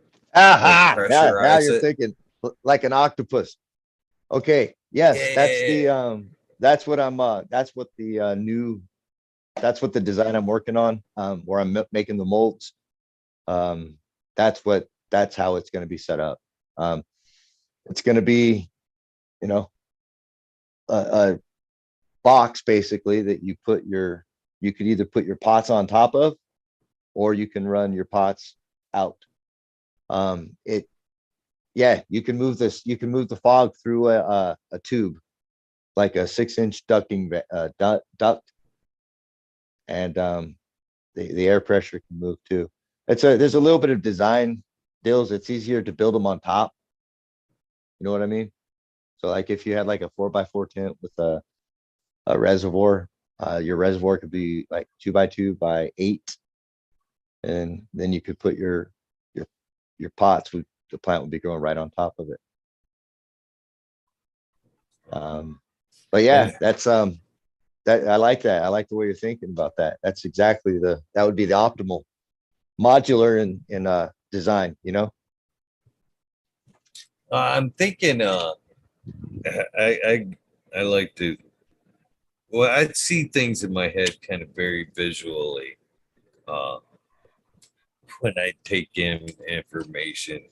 It's kind of funny. A lot of times when I'm doing the show, as people are talking, it kind of plays like a scene out in my head. But lately I've been kind of listening to people talk about like Hugel systems and shit like that. So could you almost design like a bed with this setup with the mist, with almost like a Hugel setup type in with mine, but with the tubes. Say like an Yeah, irrigated the flex tubes, just kind of like throw it in there, like all twisty, not laid in there like any kind of pattern, just like crumbled and twisted, like a pile of like logs, and then just kind of dirt on top of it. Let's let that fog like kind of wick out, let things just kind of happen in the I bet. aeration chamber there. So have you heard of Johnson Sue bioreactor? That's a fancy Not name they gave it. So it's basically a compost, or it's for composting, not necessarily Hugel, but bear with me for a second. But what he did is he took this 4x4x4 pig fencing, I think they call it. They fill it up with your mulch and all that kind of stuff, and then you put tubes every foot, and it allows aeration, so it allows for fungal dominance and this decomposition. So you can take like a whole bunch of wood chips or cow manure and whatever, mix up the right ratios with all that, throw it in there, and in a year you'll have perfect soil, right? That's the, or perfect compost. That's like the basic rundown how it works. But the whole key to their system is the holes add aeration. So yes, if you were to take a hugelkultur, which is a bed, which is high carbon, right? It's supposed to be there for a long time, break down slowly. You threw that in there, your hugelkultur would break down a lot faster, but your ground would be more productive. That would be that's what I would think. But yeah, I think you could totally do it. I don't think it would have to necessarily be a whole bunch of jumbled pipes. It could just be a straight run, because remember, the air has to be pressurized in order to go where you want it. You have to have a non-compressible cylinder or container for the air to be in until it gets to where you want it, and then you can distribute it into the soil. So imagine a hugel bed with a 6-inch pipe pressurized with mist in it, and then you have those little holes where the mist can come up. And you're not talking, you're talking cycling the air in that hugel bed. Like, how long does it take for that much air to move through to replace all the volume of air? That's it. The faster it replaces, the faster the biology is going to take. And I don't think it's not like a straight line, Kurt. Kind of, it just doesn't keep expanding. I'm sure there's some sort of bell curve on it. But yeah, man, I like how you're going with that. That would work Man, awesome. that's I greatly thank the organics for coming in my life again. Smiley for sure. Smiley's was a great meet in general, but him kind of bringing organics back into my world, I'm very grateful for, man. This it's a deep dive, and it directly man, cultivates you as you dig deeper into what's going on in the soil. You kind of uh, relate what's going on there with you in a lot of ways. A lot of like Yeah, Buddhist like teachings in the organics and what's going on there. A lot of mindfulness in the soil. So that's, man, that is, it has to be that way. I mean, if you think about it, we've recently developed, and we're talking, hundreds of years, but we've developed a language nowadays that we can communicate with, and we can talk about these things in a very technical sense.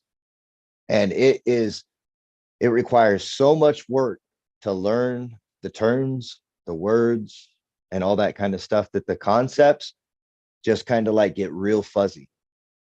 But it doesn't matter what word you use, as long as you can picture the process and you can understand the simplest forms of it.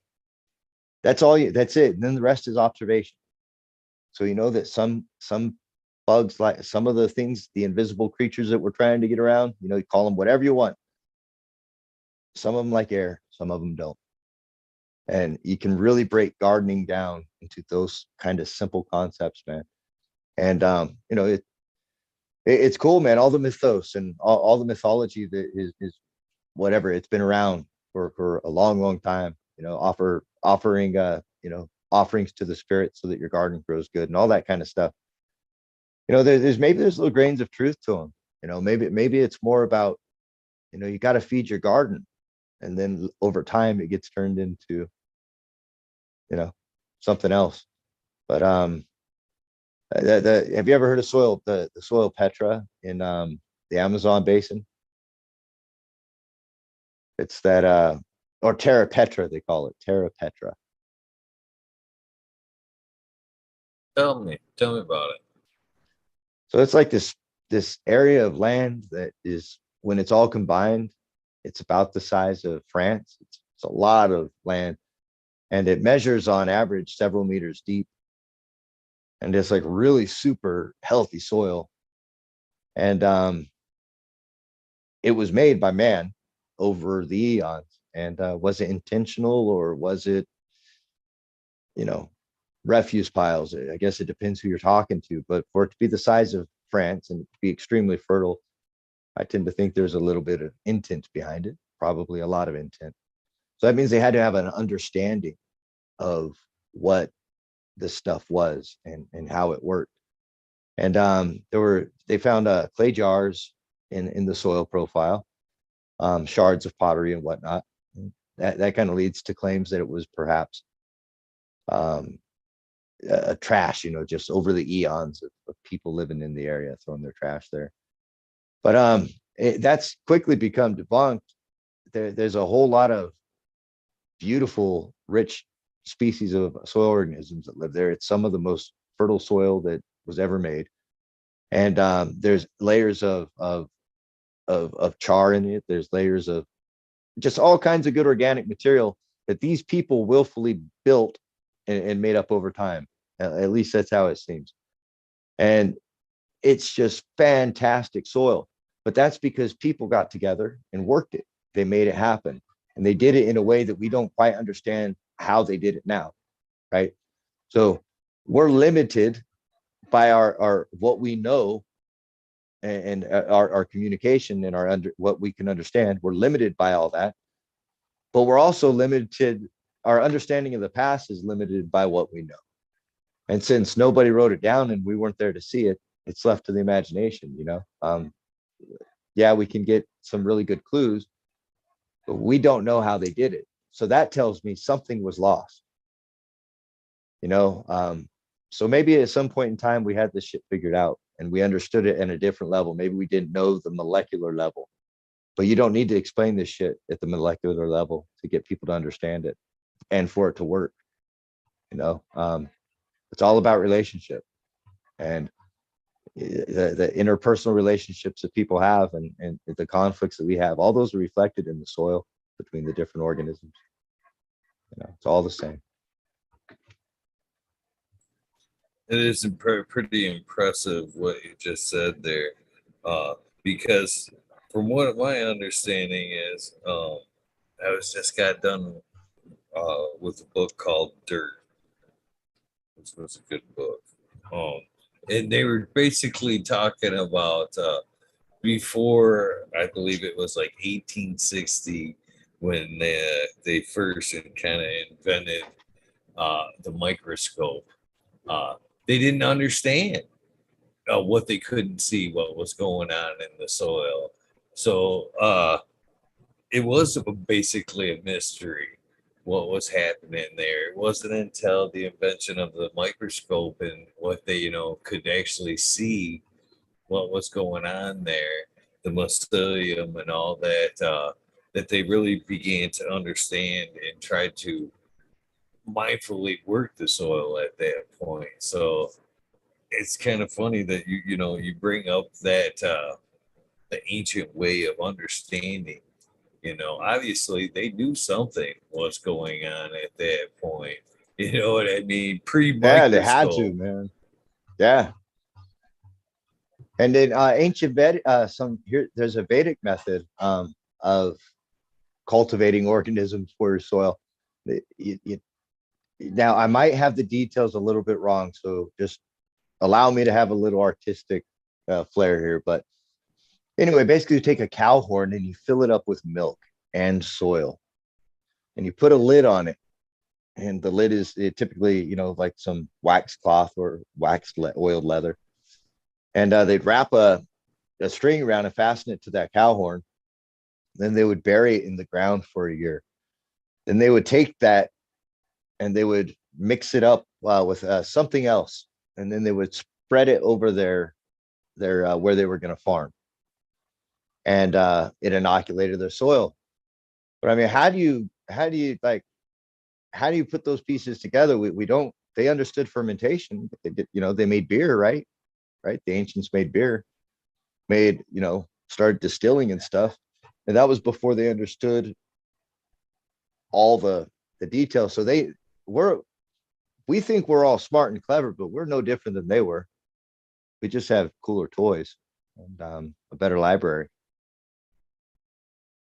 True But that. And I think you're right on the right scale there. I think they may have stumbled on the process without knowing, just trying to survive through food. You know what I mean? Trying to just yeah, preserve their food. You know, this didn't work, and they just threw it out. And they went, "Holy shit, man! That pile where we just dumped that shit out really fucking grew. Maybe we should do that again and keep, everybody bring your applying it. shit. We keep fucking doing this. Yeah, Yeah, man. I don't know. However it works, they did it, and it was through observation. And a lot of us read books and forums and ask questions. And look at your dirt. Look at your dirt. Get a microscope. Like I know it's kind of like, well, I'll never use it, but get a microscope and look at your dirt. Even if you only do it every now and then, you'll see things that you'll be like, holy shit. Or if you don't see things, you better be saying holy shit, because you should be seeing things, lots of things. That's what I have three favorite tools for the garden. One is a microscope, the other is an air pump, and the mister, the ultrasonic mister. Those are my three favorite tools. I'm far from a microscope. I can tell you that. And they're cheap, man. They're cheap. Yeah, Gotta get one. yeah. Sooner or later, I'll get there. I got a few more doors to open up in the organics wormhole before I get to that microscope. Another kind of like just side adventure, and I've kind of told this story as I've finished up this book, is when that cat, when he invented the microscope, he was so fascinated with what was going on in the soil, with the mycology and everything that was going on. He applied it to knowledge, or that knowledge to wine. And basically, what he could tell what was wrong with the wine, good or bad, based on uh, the the mycology, what was going on in the slide. So he could, and they would try to trick him, because he would do it all without taste, all the judging without taste, just with the microscope, and he was always spot on. But I thought that was cool that they was, That's he took it to fucking that sick, level. man. Yeah. That's a master of the microscope, man. Wow. And that was like with wine testing, he could tell the best vintage of wine based on his microscope work. Yeah, or Holy or shit. tell them what was wrong with the batch, good, bad, whatever, all through the Oh microscope. shit. It's a pretty good book, Wow, man. I man. really suggest it. Dirt. So, where have you gotten some of the knowledge sources uh, that you've looked through to get to where you are? Some books. How'd you Yeah, learn about soil? so um Paul Stamets was for as far as mushrooms go, he's got an imagination, and he's not afraid to think outside of the box. He's not afraid to like postulate possibilities that are not accepted in mainstream, and he's directionally right oftentimes, and that's good enough for me.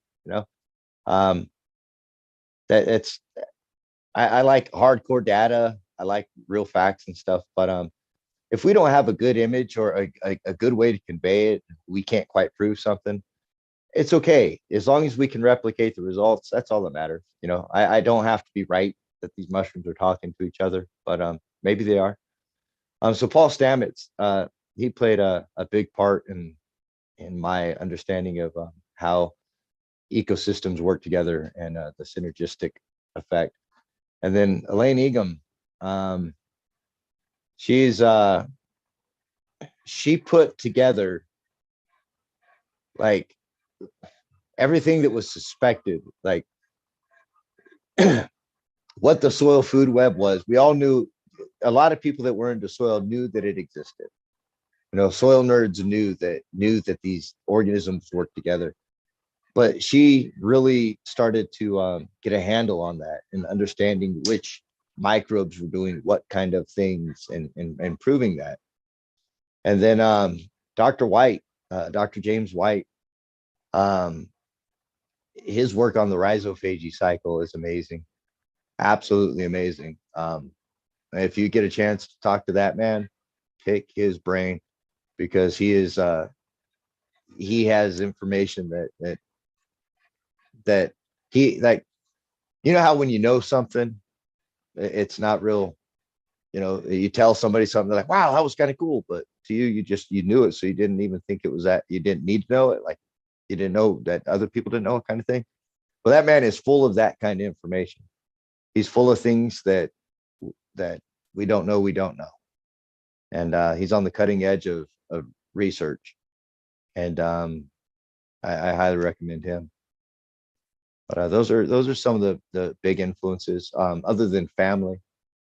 My dad, he's a huge influence in my decision to for gardening. Um, he grew incredible vegetables, worked, did different methods, but he was always, in my mind as a kid, he was always like pushing the envelope. This place we lived in, Rialto, he grew the biggest sunflowers I'd ever seen. Grew these giant tomatoes, and then this other place we lived, he grew these giant squashes and tomatoes again. He was like a master of tomatoes. And the thing that always got me about him is he never settled. It was never, hey, this is the best. It's like, oh, it's pretty good, but oh, it's pretty good, but I can improve this. And then that kind of an influence, it stuck with me a little bit, and made me be a little, like, he's very self-reliant too. So you know, looking into things. This was before the time of the internet, but if there was a question, he'd be at the library for hours and hours digging until he found it. And that's what it required, if you wanted to learn your stuff. Nowadays we have it easy. It's all in our hand. We have these God boxes. We just ask them questions and they tell us the answers. And but he played a big influence in my life. And then my uncle, um, he was into gardens and whatnot, and real into mushrooms and mycology, and then real into plants and cannabis specifically. And he shared a lot of information to me. And when I was a kid, he told me about this method that they used. He said that the old timers used to get, like, if you had a pest that was bothering your plants, get as much of that pest as you can, put them in a blender, and then spray your plants with the juice. And there was I thought that was kind of like weird. And I looked into it a little bit, and there's a little bit of a logic to it. I mean, it's kind of random. It's not scientific in the sense that it's not real controllable. But the law of averages being what they are, in a given population, there's going to be sick individuals. And the key is to spread that sickness to as many of the other fuckers as you can. So by putting the bugs in a blender, like smashing them up, you're taking that bacteria, that fungus, or that virus, or whatever it is. And if it can be transmitted through contact, surface contact, you're increasing the odds of that infection spreading. And I thought that was fascinating. That these old timers are brewing up bugs to kill other bugs. And that really, like, it kicked my brain. It's a lens that when you put those glasses on, now you can see the world in a different way. And that was one of the lenses for me that kind of made me realize that, holy shit, nature really takes care of itself. It can do everything we want. It grows the best weed. It grows the best plants. All we got to do is just fudge with basic variables, that we don't have to add, we'll jump through hoops, man. We don't need to be jumping through giant hoops. The soil has what it needs. If we add the carbon and life to it, the majority of the soil is going to be fine. It's going to be healthy. What you said just made sense. And again, let me play it back to you in my visual mind. So, I think it is kind of nature's way kind of going on with what you said about gathering them. It's many of them up and grinding them up. Basically, what I see and envision in my head is hormones and shit like that. Basically, when you cut the grass, that scent you smell is terpenes warning other grass, but that the mower's coming. So, and again, with grinding up the bugs, I think they could be putting off something that terrifies the rest of the bugs that you're spraying them. Holy shit, death's coming. Death is coming. Or That's awesome, to the same way when the way you put out an animal, you necessarily, that stress carries out in the meat. So I think as they're being, slaughtered up, they're secreting some type of hormone of holy shit. You know what I mean? That you're spraying out there that wards off the rest of them. We don't want none of that shit. That's hilarious. That's the best take. You're probably right, man. That's hilarious. Fucking A. Help. Well, that happens in nature too with fucking plants, right? So like, what was it? These plants, they in Africa, there was this plant that was getting eaten, but they didn't realize that it was the plant killing these fucking gazelles. These gazelles were going through eating this fucking plant. And then they would go eat the same plant. They ate it yesterday, but now they eat it today, and it's fucking killing them. And so these wildlife biologists go out there, and they're trying to figure out what the fuck's going on. So they they're doing some studies, and they found out that the plant changed its chemistry within a few days of being grazed on. And so what they came to realize, and I don't know all the details other than the fact that the plant, when it was being eaten, released some sort of a chemical marker like you're talking about. And it notified the other plants that there is a grazer, there's grazers. And through some sort of quorum sensing, they were able to discover, the plants discovered collectively that, hey, we need to change our toxin levels. And they amped them up, started producing more toxic compounds, and killed the herd of gazelles. So there's definitely scientific evidence that supports your opinion, man, or your visual mind, anyway. So I heard you kind of mention earlier, you kind of thought the soil, the rhizosphere, was kind of responsible for terpene profiles.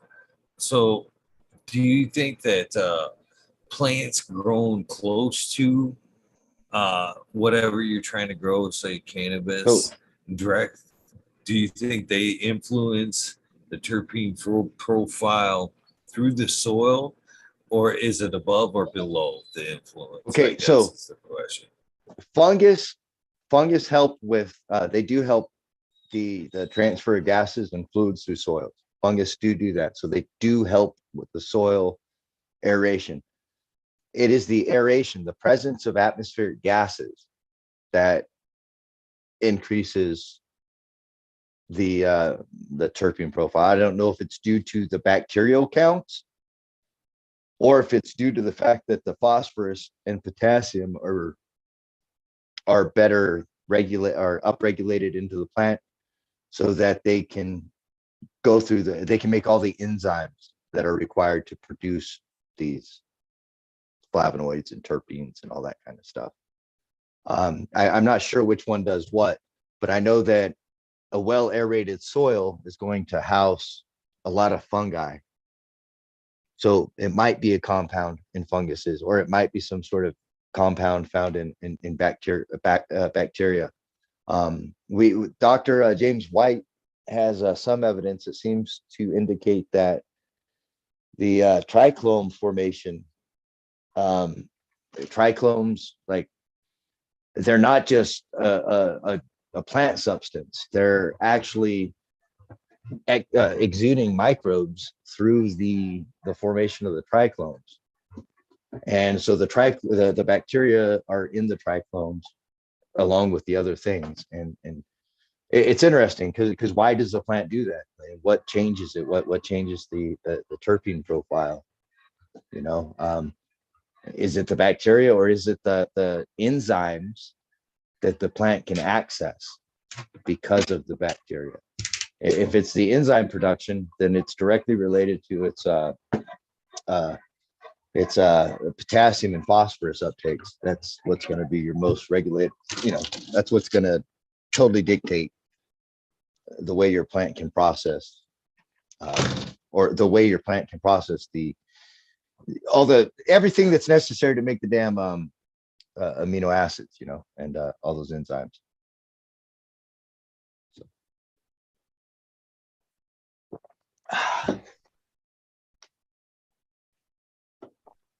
Definitely so much going on there in the soil that it'll take me quite some time to fully understand what's going on. And So if you think about, go ahead. So they're somewhat talking about in chat the Kyle Cushman strawberry cough thing, and I guess they're basically kind of wondering, like we're talking here, is are those terps, can they be exchanged through the soil through something like that, fruit dropping and rotting in the soil and being uptake through the plant? All right. I mean, so there's stuff that we add to our plants artificially. You know what I mean? Sweeteners with flavor in them that we can notice in our cannabis plants. So why can't a rotting fruit or a fermented juice, you know what I mean, be influenced through the soil? That's real interesting. So my pops, he said that he was growing one time, and he was growing out in this it's in California, and there's a lot of sagebrush, right? And it has a very unique smell when the rain falls and all that kind of stuff. Like it's real unique. It's like a childhood memory. And he was telling me that one time he did a grow, and he picked the spot that was like just everything was really nice, growing real well for the kind of environment. You know, everything that lived in the environment was doing well. And he planted his plants there, and he said that the plants picked on the smell of the area, and he noticed that throughout all of his outdoor grows, that if he planted a plant close to other vegetation that had strong smells, that the plants would pick up like a flavor, and it wasn't necessarily the identical flavor or the identical smell, but there's hints of it. Like, you know, like if you flavor a drink and you could taste the notes of vanilla, or you could taste the notes of cherry. It's like that kind of thing. So I don't know. I have no like hard knowledge on that, or hard data on that. I don't know if anyone really does, but I do have some opinions. I think it's a combination. Aeration is super important. That's going to increase your bacterial counts. It's going to increase your fungal counts. And it's also going to increase the processing of enzymes. So none of those, if it's bacterial related, or it's fungal related, or it's enzyme related, none of those processes are going to happen without proper aeration and proper moisture. So, you know, those are the two factors that are going to really control your soil biology. It doesn't have to do with all your, you know, with anything fancy. It's as simple as air and water. The carbon is simple. It's everywhere, you know. And if you add those things, that this process happens, you will get an increased in terpene smell. You have healthy soil, your weed's going to be better. You have a sick plant, it's not going to be as good. You know, that's just the way it is. You grow clones. After a couple cycles, you're like, fuck, I fucked up. You know, the cycle sucks. I let my plants go. I overwater them. I underwater, whatever. Now I've got a mold. Excuse me. Now I've got some sort of a fungus issue or a mold issue or some other type of issue that is killing my plant. It's showing up, you know, got bud rot. Why did this happen? It's not because you introduced it. It's because it was there and you created the conditions for it to be able to start. And that's what it all comes down to, is the conditions. Build it and they will come. Put out a petri dish and watch what happens. It just fills up with life. They're everywhere. So you have to create the conditions that the ones that you want to thrive, the ones that the plant needs to thrive, can thrive. And it's all about saturation and air. And that is about as simple as it can get.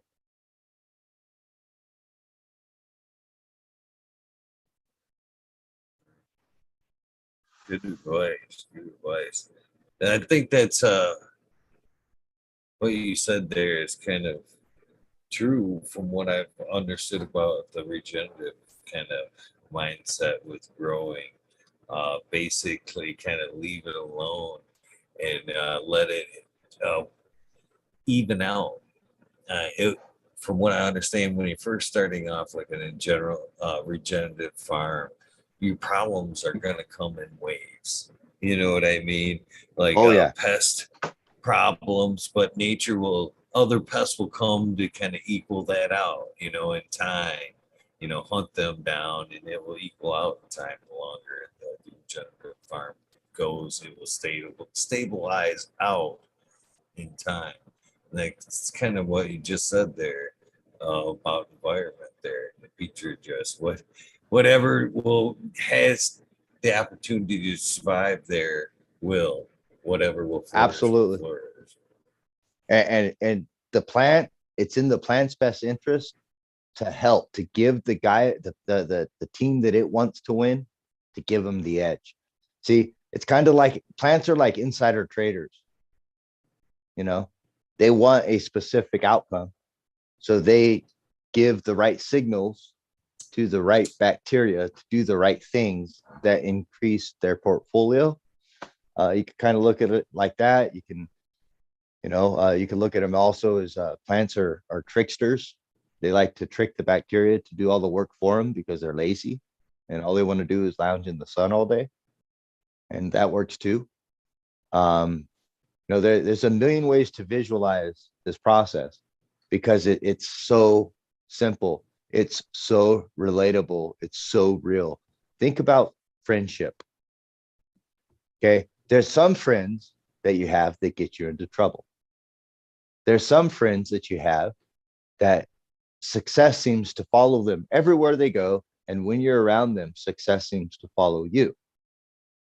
There's some friends that, they're going to bring you down every time you're around them. It's something depressing. They're going to tell you something depressing. And you can guarantee that that's what's going to happen. Well, if you surround yourself with only depressing people, you'll be depressed. If you surround yourself with only, upbeat people, you'll be more upbeat. We're the same way. The plant, given the optimal environment, will signal for all the friendships that it wants, all that it needs, and it will get them if the food sources for these things to exist are present. The plant does most of the work for us.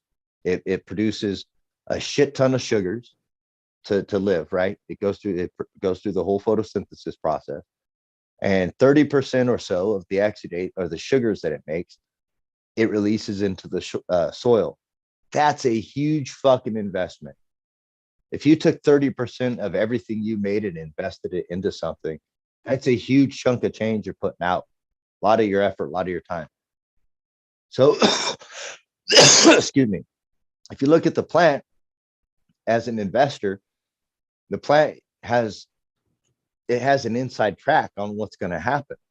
It knows that if it does this, it's going to get a benefit. Every now and then it doesn't get a benefit. And the reason why it doesn't get a benefit is because the soil profile is not proper for the plant to exist. That's aeration, soil saturation. Now, when those two factors are good, it can stack the deck because it has enough natural enzymes, it has enough abilities within itself to neutralize harmful pathogenic bacteria, harmful pathogenic fungi. It can do that, but it has to be healthy.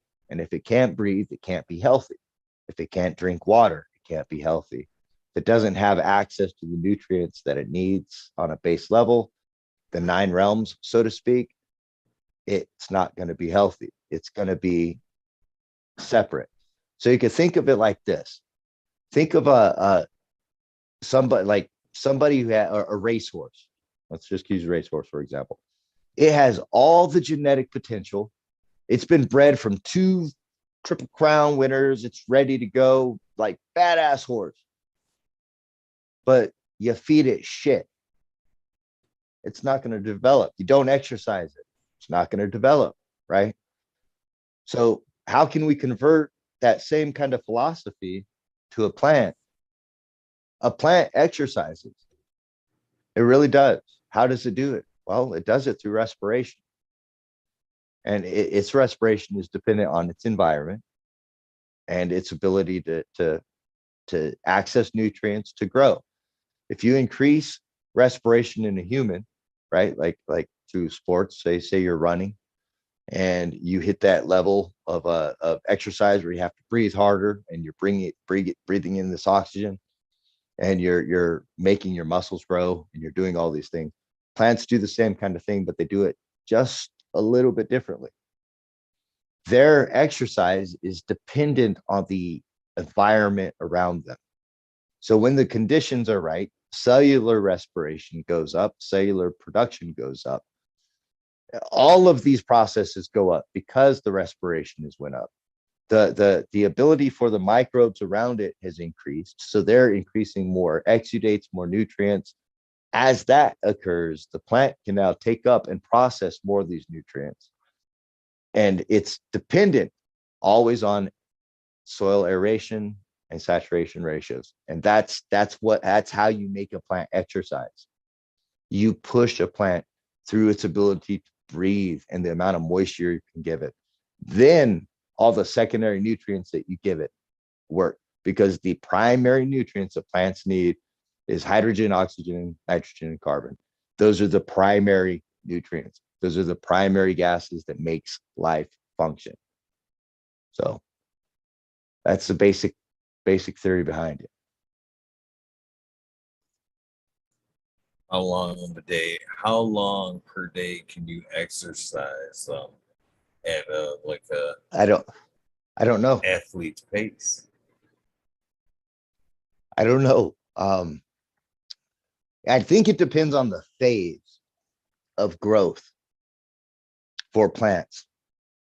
Because so like during the seedling stage, that's when it's kind of like when a baby is in vitro. So imagine if your baby, like a pregnant lady, goes through a famine. It's going to affect the child, right?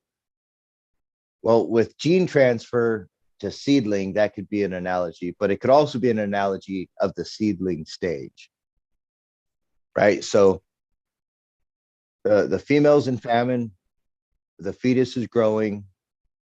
It's not going to get all the female, the mother is not going to have all the nutrition necessary for enzyme formation to occur. The fetus will suffer, right? Well, the fetus, they're going to give it what it needs, but just for the sake of it, a very severely malnutrition mother will give birth to, the increase for stillborn, all that stuff goes up. The same thing is true with plants at the seedling stage. So if a plant at the seedling stage, you pop a seed and the environment isn't right, it's going to die. If the environment's right, but not perfect, but it's within the acceptable parameters, it's going to live, but it's going to perform poorly, and it might die due to pressures from the outside of molds, bacteria, viruses, etc. If you take that same woman and you feed her everything that she needs and she gives birth as she's pregnant, the fetus is going to get everything it needs. It's going to be born healthy. Well, the seedling, it requires, it has like in the seedling stage, it's asleep. It hits the ground. Now it's the embryo. Now it's the fetus inside of the womb. And it is growing. And as it grows, it's going to push out its roots. And that's kind of like its different organs and all that kind of stuff starting to form in the leaves and stuff. And now this fetus, because it's fed perfectly and it has everything, it has the best chance to start its next phase of life. But it's, 14 years old now and it's in puberty, and it's, in plant years, that's like, for cannabis, that's like, day 21, day 25.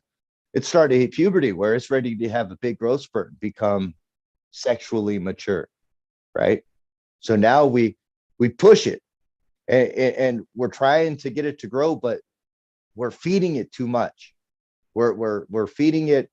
For instance, if we go into the bud cycle, we feed it too much. We feed a bunch of phosphorus. All of a sudden, we get magnesium locked out because magnesium is antagonistic, or phosphorus is antagonistic to magnesium. So you got to approach it differently because the plant still needs that. So you have to give it to it. And that's how it is. But you can't give it to it in the soil because the channels that are used to uptake magnesium, the phosphorus channels, blocks it out. It's that they use the same channels. Phosphorus will take precedence over that because it needs that more during the bud stage.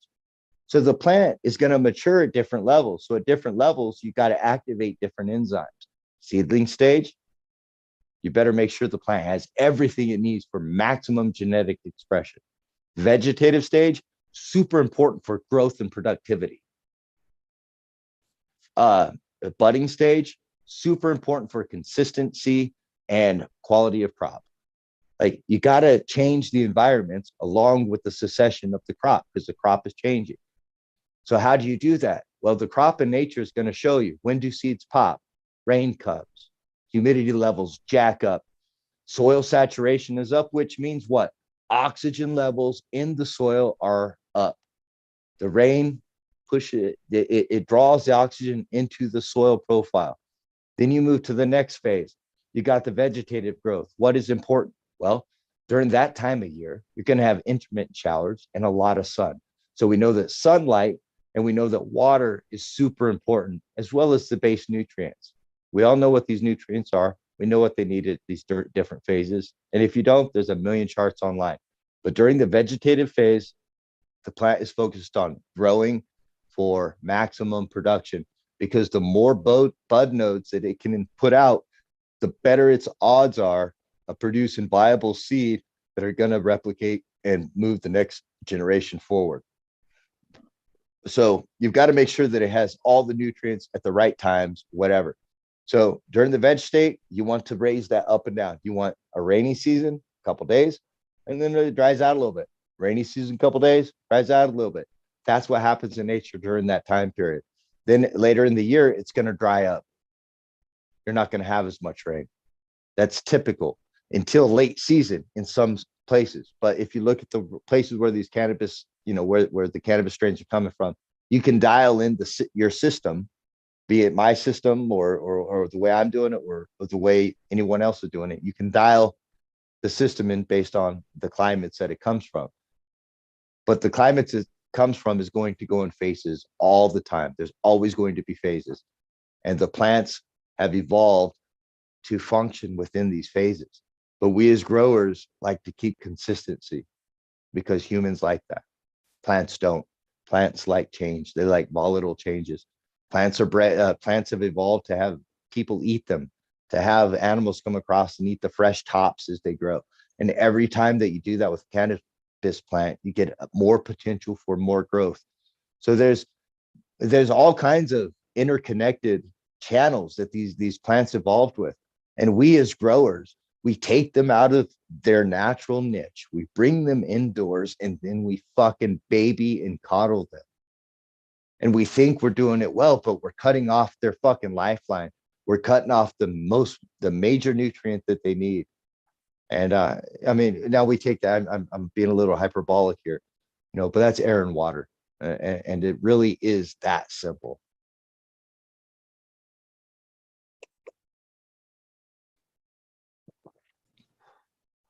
Well, that for sure. So that's definitely some good arguments for being in the soil. So, do you is the soil that responsive to what the plant's doing?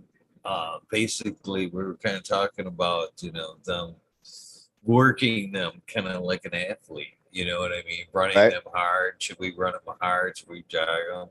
Is the soil in that responsive? So, say in a day like period, uh, we've we're hitting them hard with light, pushing them max CO2. Is the soil working that hard during that period and resting at the same time that the plant's resting? Basically, is my question.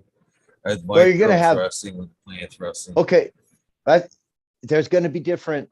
Let's call them clans of bacteria, right? So you're going to have like in nature, in the macro world that we can see, you've got your coyotes and your wolves, right? They're nocturnal, right? Coyotes are pretty much nocturnal all the way through. Wolves, they may be mixed, but coyotes are definitely they hunting at night. So we'll just use them. Or owls. Owls are easier. We all know that happens.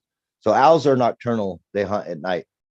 A hawk is diurnal. It hunts in the day, right? So with bacteria, we have kind of the same thing.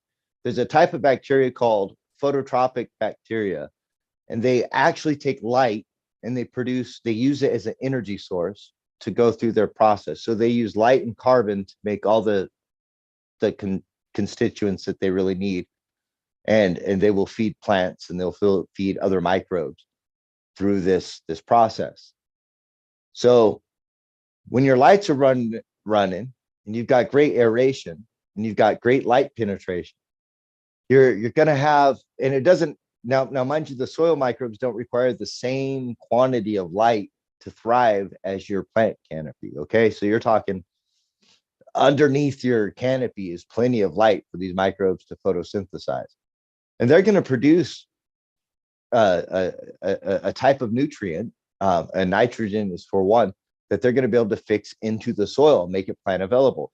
And these are phototropic bacteria, right? Then you have chemiotropic bacteria, and they're working off of the chemicals, the base chemicals. That's how they draw their energy. They have the ability to break and pull these different chemicals, these let's call them metallic ions, in from different energy sources, different sources, and then they convert those with the use of carbon. They just do it in reverse. They convert those into all these complicated chains. They assemble them together into amino acids. So your chemiotrophs they don't give a fuck what the plant's doing. Now those live in the anaerobic stage. Those live in the anaerobic stage. So when you're trying to free up molecules for your plant, you can't just think about the now. You got to think about the future. So your sulfur, your iron, and all that kind of stuff, throw it in your anaerobic. That you could throw your soil through the anaerobic phase, so you can start getting those things to come back into your soil. But during the growth stage where your plant is in the soil, the plant is going to provide and choose over time. Now, remember, it's always over time because nothing is immediate, but it's over time. Your plant will choose the microbiome that it needs. If you grow outside, you'll get that. You can get that and establish it over a few seasons, no problem. Growing in soil indoors makes it very difficult because we're constantly changing our growth medium. And you can't do that if you want a symbiosis to occur. It has to occur naturally. So you have to go through a successional process to give the plant the most opportunity to become successional in nature, to have those microbes have a successional type relationship with it. And that's what's important. That is, to me, you really don't need to do that. I mean, you could go out and buy new soil every time. You can spend money on nutrients. You can grow bomb ass wheat that way. We've all seen it happen. We've all seen it happen. One, it's not sustainable. Two, most cannabis users that I know claim to love the planet.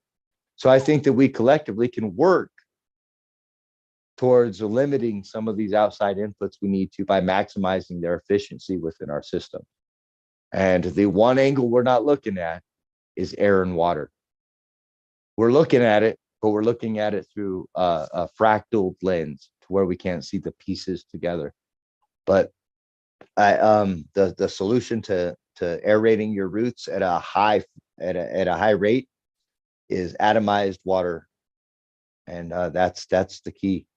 And that's what I've arrived to on my journey. And I really hope that some individuals on this channel can hear this and jump in on it, man. Get excited about it.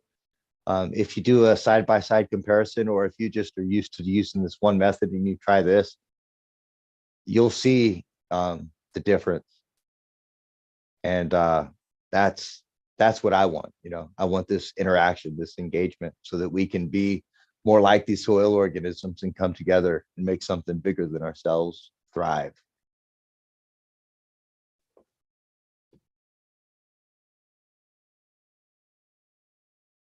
I love the way you think, and a lot of people have said that very same sentiment this evening throughout this whole thing too. We lost your video. You're probably low on battery. I'm wondering. Yeah, I'm about dead, my friend. That's a bummer, but because I believe we carried this conversation on for quite some time. But I did hear that you did have a long day as well, and I don't want to overstay my welcome. What do you, unless of course you do have a plug or can plug it in, we can keep rolling. Let's see. If I'm not, no fixing worries. my sound will change, but I can do it. Give me a second. Can you hear me? I can hear you. All right. I have plugged in. All right. We can carry on if you'd like. I'm really, I drank some of my can of whiskey, and it got me feeling philosophical. So like we were talking about adding mushrooms with the soil earlier. So, and you were kind of talking about again, as my visual thinking, as it rains, that's when you notice the bloom throughout the yard, all the fruiting bodies. That's when shit happens. Boom, in an instant when yes, they're sir. present. So, would that not be like a huge benefit in our beds? You know what I mean? For when we water, that extra push of oxygen through, they would give to our root zone there. Wouldn't I cannot see that only being a benefit to our cannabis pots, to be honest with you. Absolutely, it'd be a benefit together. Absolutely, it's the only way it could be. It could only be a benefit. If you take a look at that bloom cycle, you think about the amount of energy that the mushroom is devoting to that moment, right? It's fucking everything is perfect, so it's devoting all of the energy that it has to expand and gather new resources to reproducing, right? That moment in time is key to its life cycle, which means that its effect is going to be positive to plant effect simply by the symbiosis that happens. So if it's ready to reproduce, it's going to it's going to produce fruiting bodies. It's going to produce spores. It's going to release these spores. It's got to release them at the moment when the plant is ready to receive them. When is that?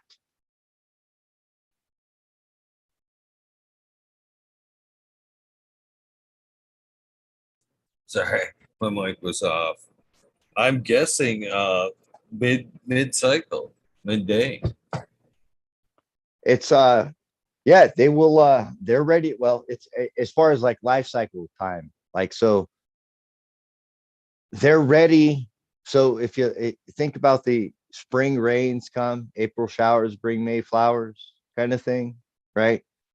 So in the spring after the winter, because now, mind you, mycelium is growing in the snow, right? So if you have snow and ice during that time period, the mycelium is able to grow in the cold temperatures. If you ever look at your refrigerator and you get moldy foods, you can see that mycelium don't mind the cold too much, right? So the tree of mycelium, because mycelium is the tree of the mushroom, so to speak. It's not the apple. It's not the fruiting body. It's the body of the fruit that produces the fruit. So you have this mycelium moving through the cycle, and it can handle these cold temperatures. So it's functioning when the plants are asleep. When it produces fruit is when the body goes to sleep. So you need the mushrooms to move through the soil cycle and then slow down. Let the bacterial levels catch up. So that's what happens in the summer. The fungus dries up. It's not growing and expanding. It's consolidating moisture. It's reserving resources, right? So now you've got this fungus that's protecting these bacteria, because the bacteria are much smaller than the fungus, living within the zone between the root and the fungus, getting moisture it needs from the fungus that is pulling moisture from far away to the root zone, where it gets its energy and will sustain its life throughout the whole season. But during the summer, the fungus is dying back.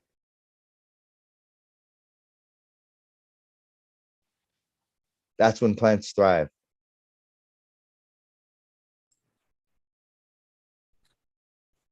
So during flower, during the dryback period, they'd be dying off, right? The fungus colony count would be reducing slightly. You're going to have more aeration, so it depends. All things being equal, soil saturation and aeration during the die-off event is when the plants are going to grow the most. And that's what you have to manage as the grower. These blooms and die-offs with the bacterial, the fungal, and the plant.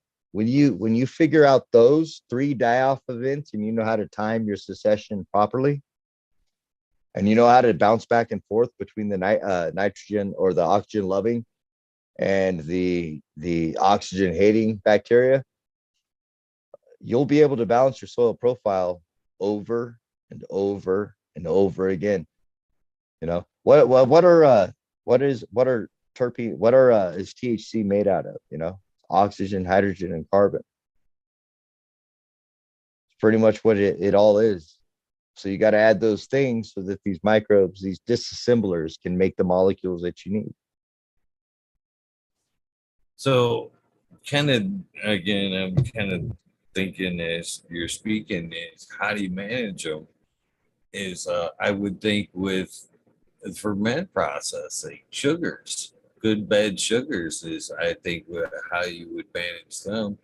And I kind of think that again, the microbiome in the soil and in our gut, our relationship, there.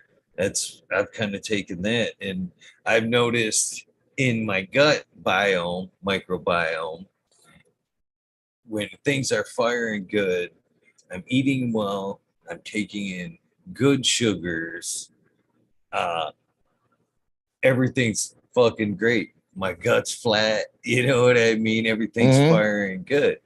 I switch over to eating shitty, start taking in more white sugars, more bad sugars, and what happens? I'm promoting a shitty microbiome down there. Things have switched, they've swayed. Yes, So why can't you do that with the same in the soil with you can. feeding good and bad, swaying the sugars one way or another, The right? the feeding the sugar. So fungus likes complicated problems. It's really good at fixing out complex puzzles. It'll eat simple sugars too, but bacteria are really, really, really good at eating simple sugars. So if you give simple sugars to mushrooms and bacteria will outperform fungus every day. Every fucking day. Ask any mushroom grower. who's done some slides and has tried to isolate some fucking mycelium. Bacterial contaminants will fuck your day up because they're better at the work of simple sugar processing. Now, switch up the medium, complex carbohydrates, because that's what sugars are, right? The only difference between simple sugars and complex sugars is a couple carbon molecules attached to it. That's it, you know? So the more complicated or the more carbon added to a substance, the better mushrooms are. The fungal dominant environment will be unlocking that environment. So if you're growing cannabis in a complicated environment full of complex carbohydrates, then your best friend is mushrooms, you know? But if you're growing cannabis in an environment of simple sugars, you're probably going to be leaning on, you know, the bacterial side of things, because that's what's going to be growing. Same thing is true with anaerobic and aerobic. So if you're on the aerobic side where you're requiring some oxygen, you know, your cannabis is going to be performing, it's going to be doing, it's going to be living according to this set parameters, it's going to be doing fine.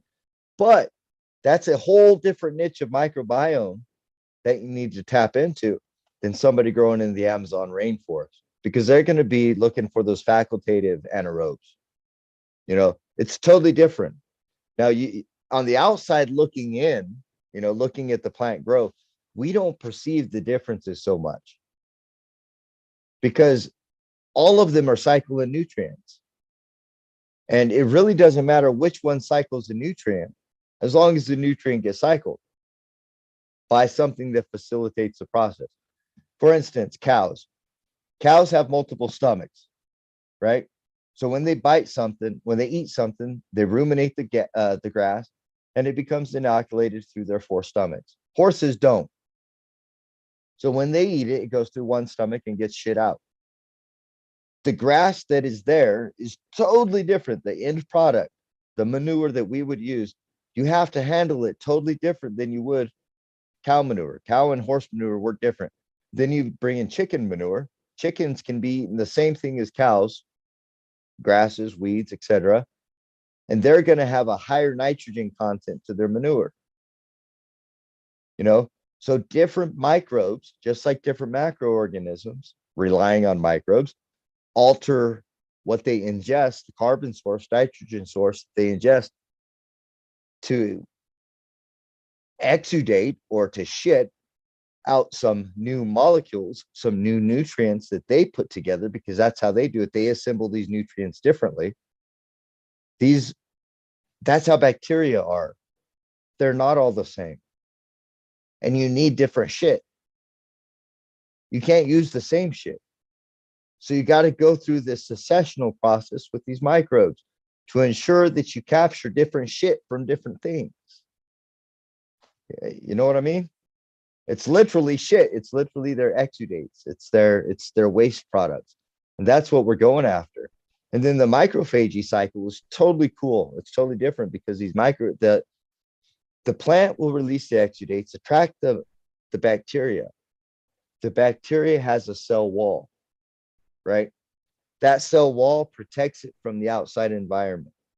The plant releases superoxides, right? Ozone, O3, superoxide. Where's that found? In the atmosphere. It's an atmospheric gas. The plants can produce it and release a type of hydrogen peroxide into the soil that is the superoxide, that behaves as a superoxide, right? So as that happens, it breaks down the cell wall. The plant pulls in the cytoplasm from the bacteria. The bacteria, when it has a cell wall, it's pulling all kinds of different nutrients. It's pulling in the elements that it needs. But when it gets to certain metallic type substance, certain metal ions, it's going to consolidate these ions, right? And it's going to make these small nucleuses of ions, and they're metallic solids in a crystalline form. The plant, now they're microscopic. The plant can access these things by harvesting them from the microbe. if the plant does not eat these things, the microbe is going to grow too many crystals inside it where it is no longer able to facilitate the processes that make it grow, right? It's going to shut itself down. It's going to become toxic to itself. So the plant consumes this microbe, removes these nutrients from the cell wall, from the protoplasm, and then spits this protoplasm back into the soil. The protoplasm forms a new cell wall and goes about its mining operation. This is something that nothing you can do outside of nature can replicate. And it is absolutely crucial for plants to have full enzymatic action, to have access to every single freaking nutrient that it can imagine having, that it can have. It needs the rhizophage cycle, man. Hundreds of thousands, millions of years of evolution has put that into that plant. We can't take it out.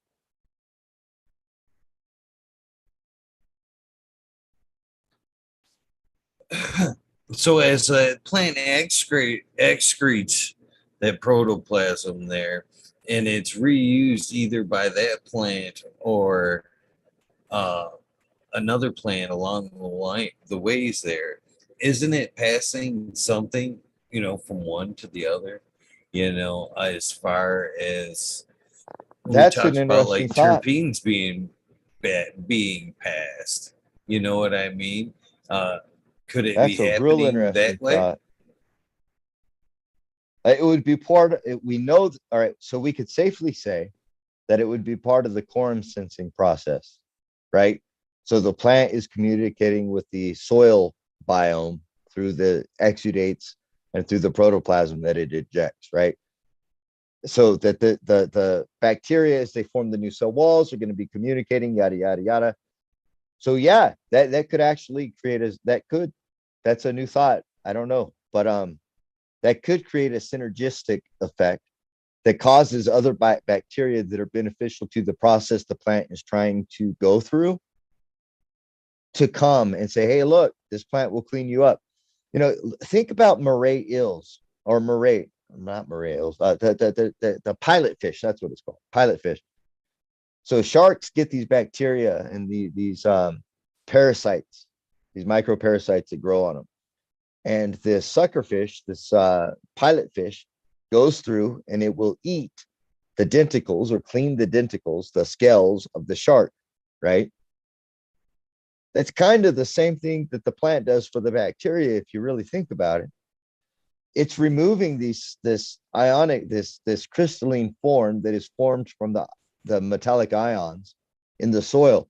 It's pulling those out of the bacteria and releasing the bacteria free to collect more. So it's cleaning the bacteria. So if you think about it like that, it would attract more because there's the sharks in the macro world. There's actually places where sharks go and there's a current and they lay there and they let other creatures clean them. So it happens in the macro. I imagine it happens in the micro.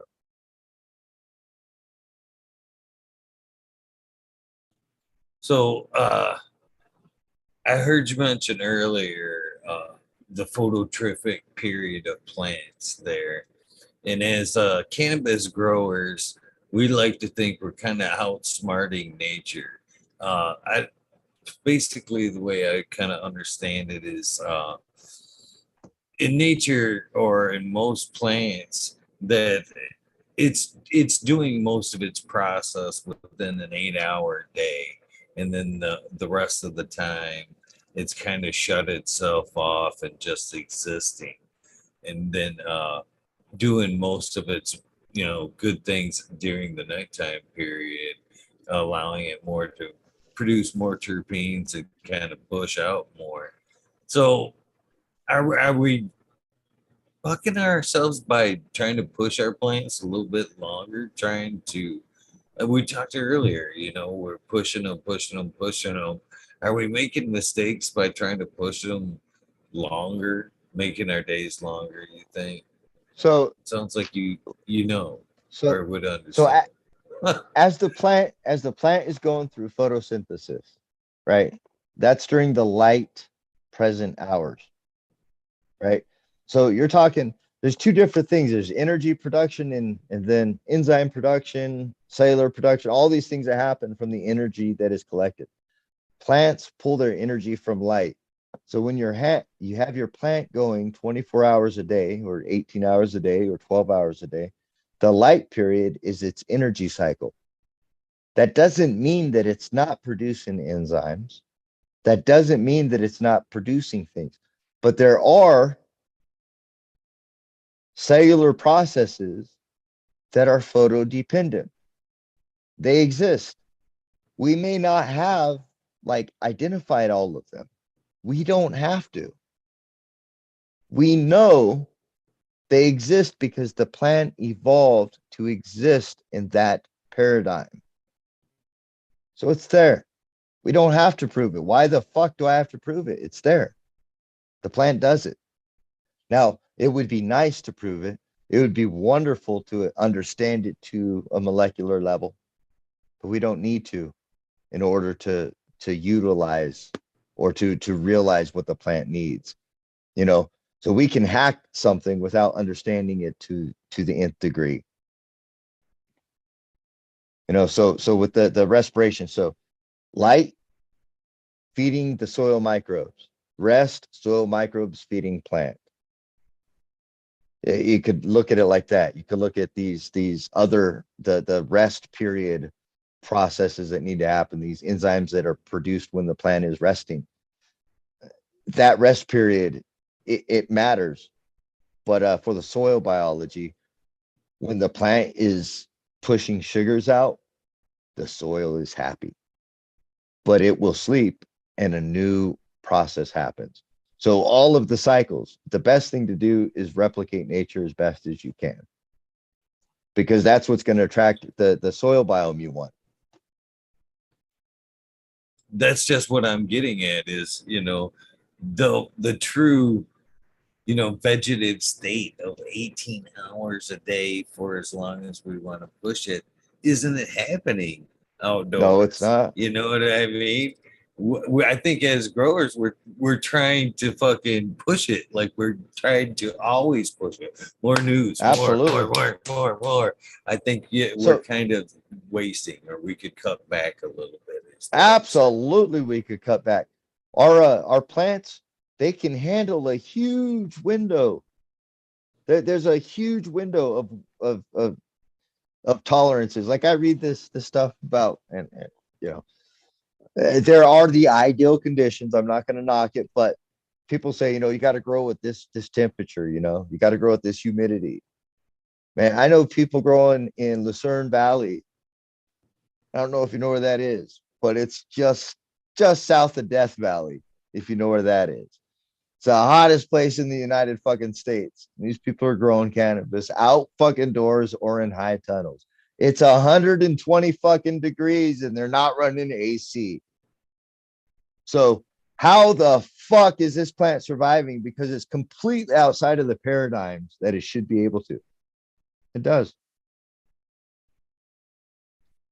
So that's not ideal. You're not going to get the best bud formation. You're not going to get, there's a lot of lacks that you're going to have there. You're going to have a lot of problems, but the plant can survive within that paradigm.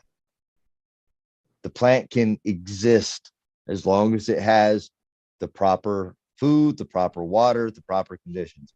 120 is a little hyperbolic, but it's not far from that. 115, definitely. Seen it happen.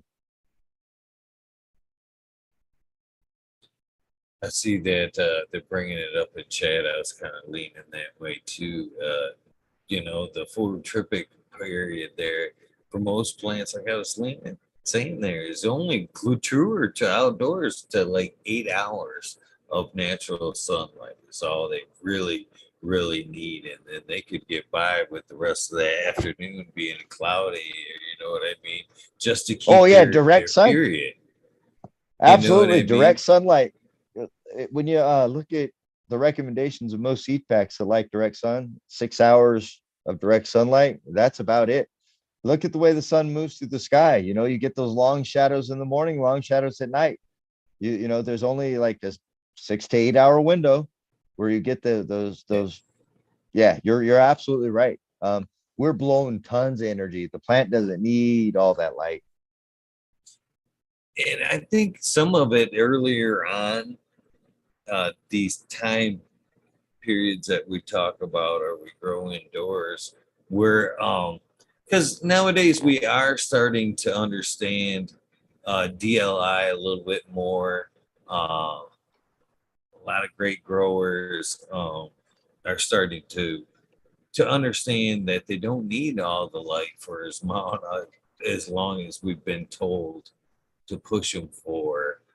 And I think we're getting more and more smarter. But I think in the beginning of indoor cultivation, I think they tried to use it not just to push it, but the lights were so much weaker. The plant needed Oh that yeah, extra because they weren't getting the same amount of I forget UMOLs or what is the yeah, measurement man. outdoors?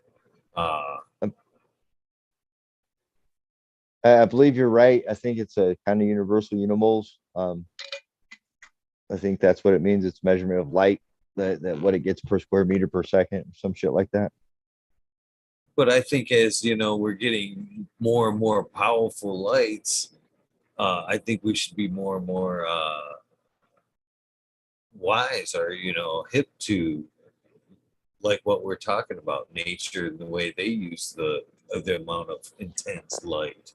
They I think we are wasting an incredible amount of energy trying to keep the 12-12, the 18-6 cycles.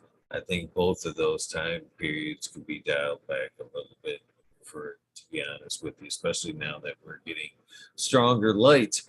But then again, we kind of get back to the question, and I've had this conversation with Smiley on how are we doing good pushing the plant harder? You know what I mean? Is the plant actually being more beneficial being slammed hard for that 6 hours? Or is it better? I put it for the analogy with him. Is it better for that plant to sprint for 6 hours?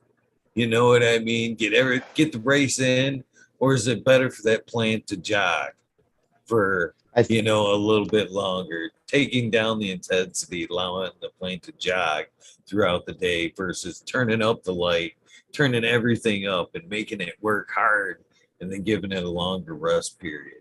Which in your opinion would be better, to push it hard and then a longer rest period, or a jog and even it out? I think I think anytime we speak in absolutes, other than you know known absolutes that are like 100% known, as far as like, yeah, if you don't breathe, you die. You know, we require breath, oxygen to breathe, like to live. Like that's an absolute we can agree on. But when you're talking about pushing a plant, nature is not like that. It's not what is better. The better is neither and both. So some days are cloudy. So if you're gonna water your plant a lot, then maybe give it a cloudy day that day. Because that's what happened in nature. The photo period is dampened during a rainstorm.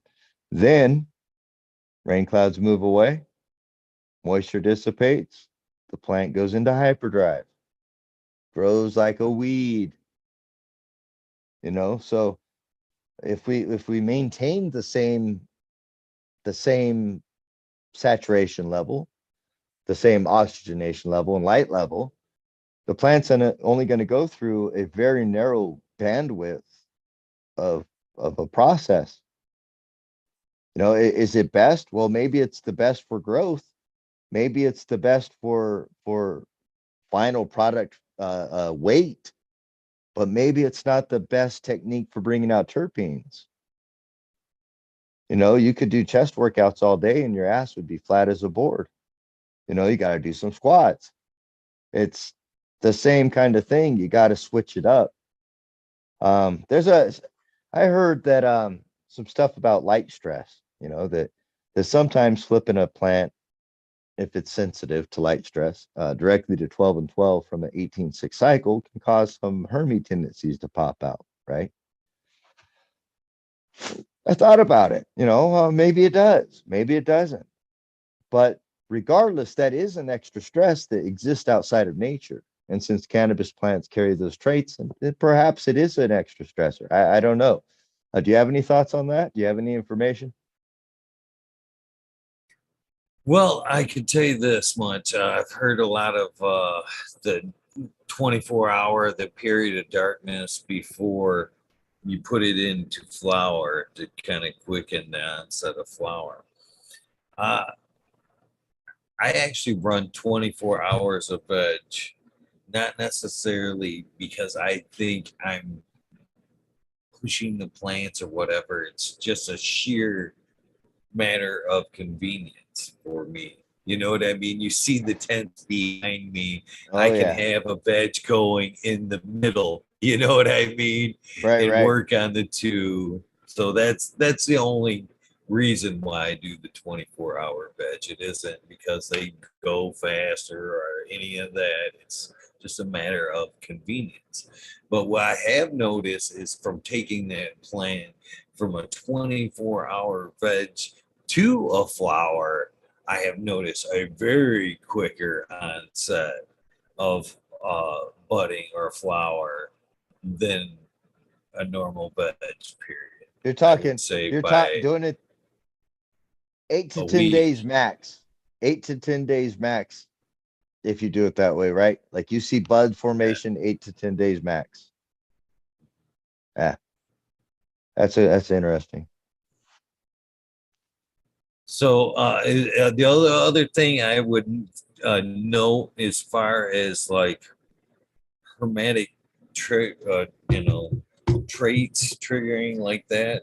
Um, I was housing some males and was keeping them under 24 hours, thinking, "Aha, got you, bitches!" Right? And then I had just a weird break in the cycle. Couple of days where I kind of shut the lights off for one reason or another.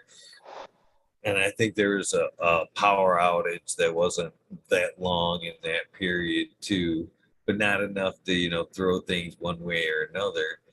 And the male triggered same strain. I had a couple of males, a couple of different phenols of males.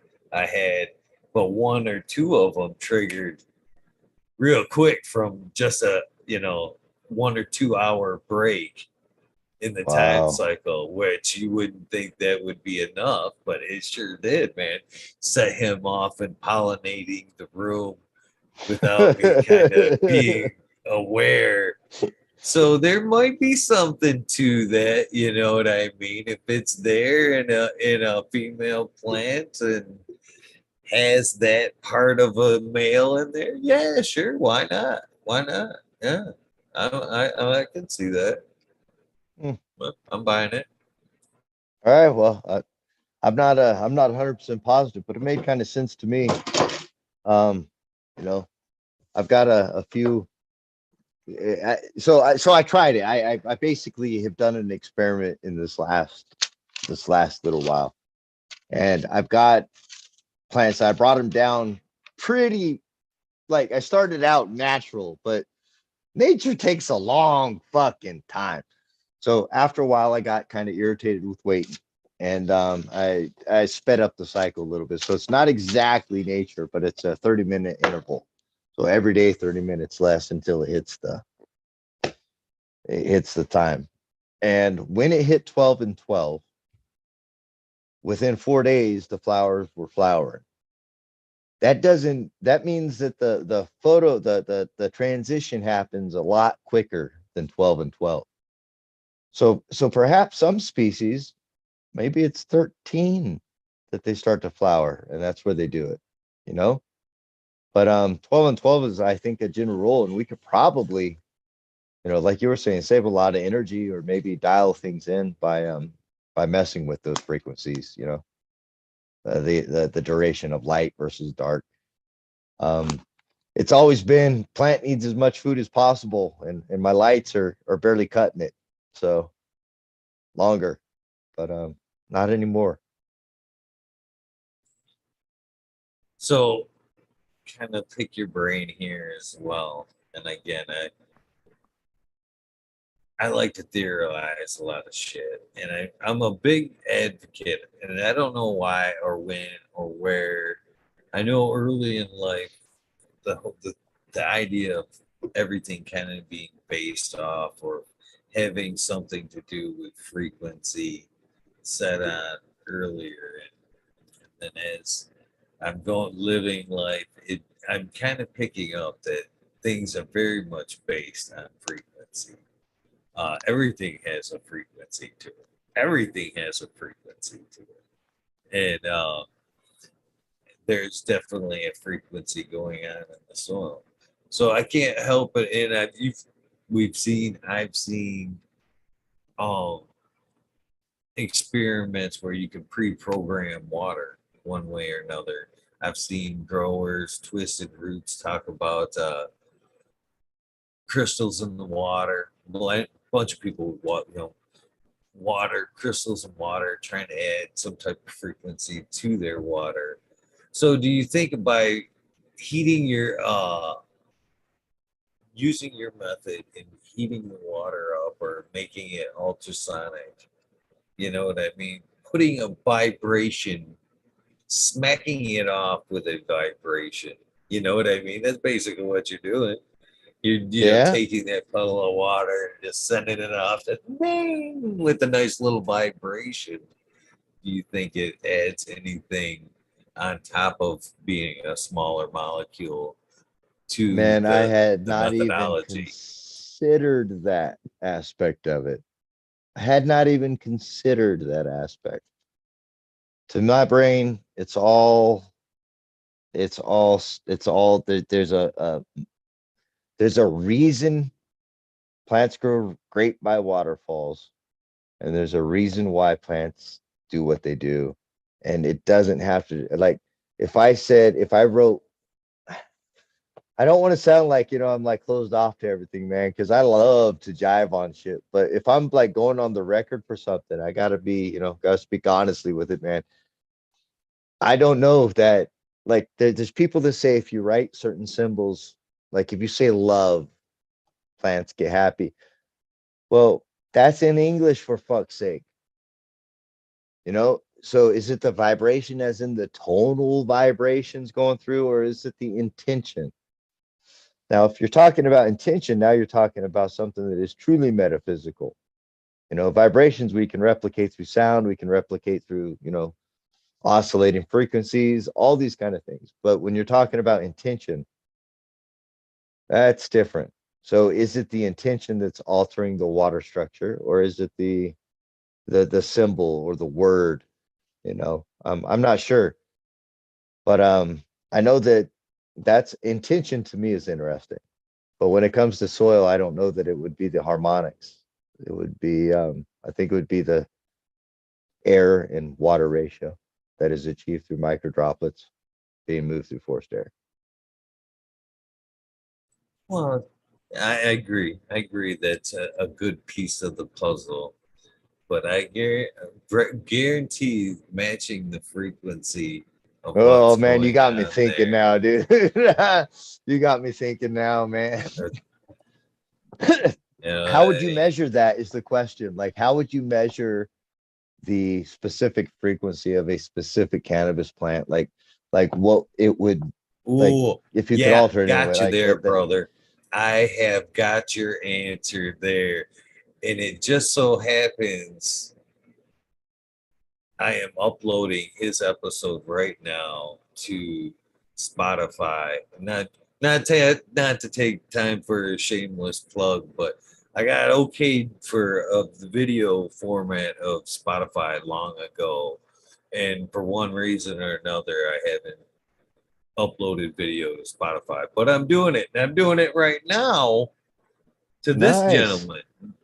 So basically, it's Jay from Midnight Roots. If you look him up on Instagram, or you go back and watch, he's had 2 episodes with me on the channel, both of which we kind of talk about adding crystals, which are pre-programmed with a frequency and put off. There's a lot of known benefits to adding crystals to the soil and near your roots. But anyways, going further on to what you're kind of talking about, there's evidence, or there's an episode, and you go on his channel, he does it quite a bit. So basically what he's done, and I think they did this in the Secret Life of Plants, is kind of a takeoff on this, is if you can take wires to with alligator clips and attach them to different parts of your plant, and basically it goes to, like, it's almost like a guitar pickup, and then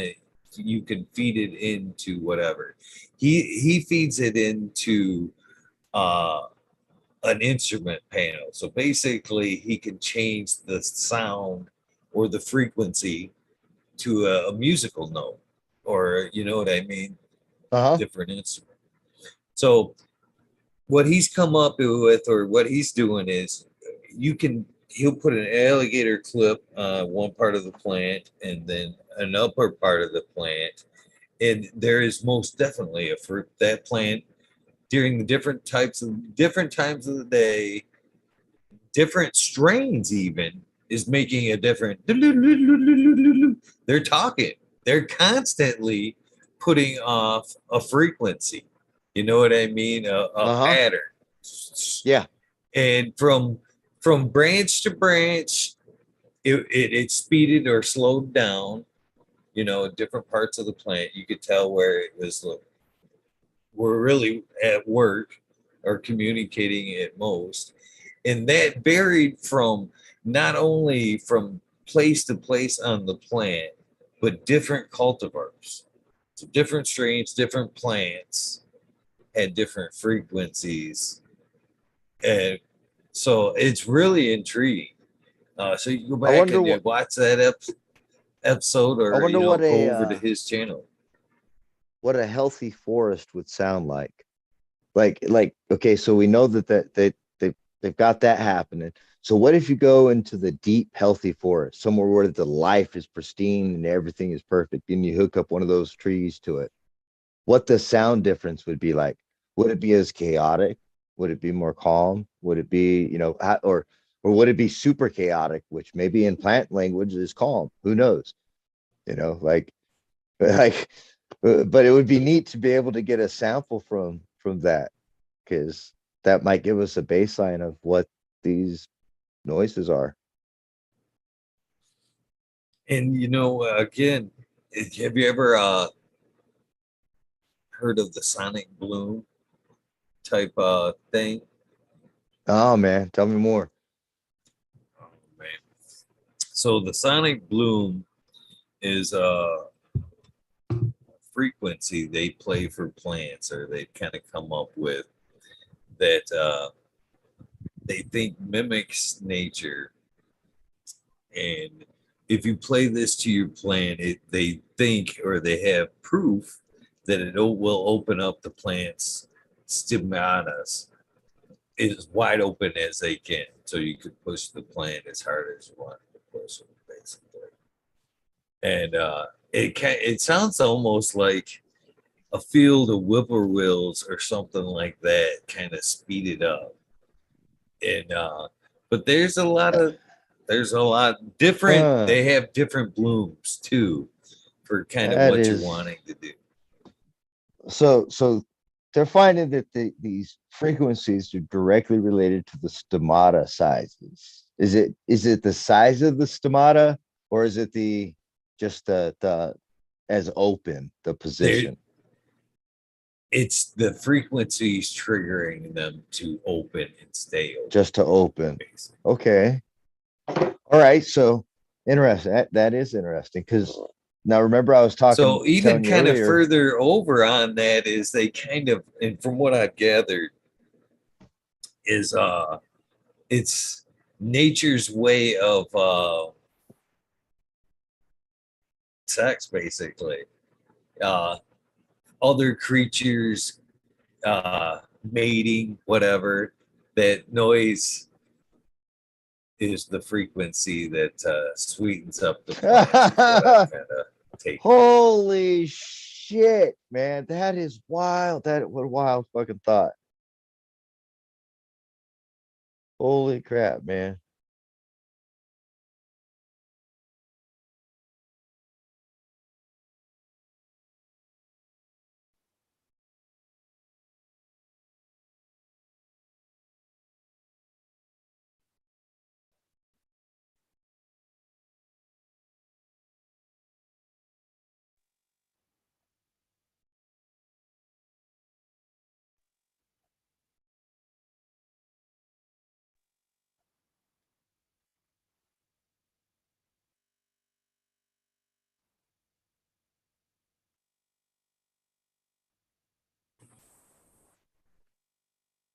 The one thing I Hey, didn't you're go back. over with you this evening. Yeah, the one pre-show thing I didn't go over with you tonight is sometimes my internet can be shit and you will still be live, the host, if I disappear. Sorry about that, Oh, but I'm back. no worries. I've been trying to figure out what's going on, hitting buttons on my phone. So I'm sure everybody got a jazz from that. But yeah, I think frequency definitely plays um, a big part of it. And I think that kind of goes over to what we were talking about earlier, that intention and shit when you're dealing with your plants. That's a frequency you're putting off. You know what I mean? That's your vibe. You know what I mean? You don't want to take that negative vibe in your room because it's bad for your plants. So why can't Right, it? right.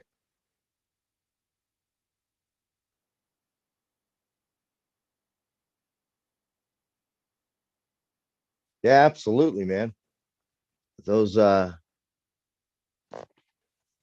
those vibrations come through and they exist. What they mean, we don't know.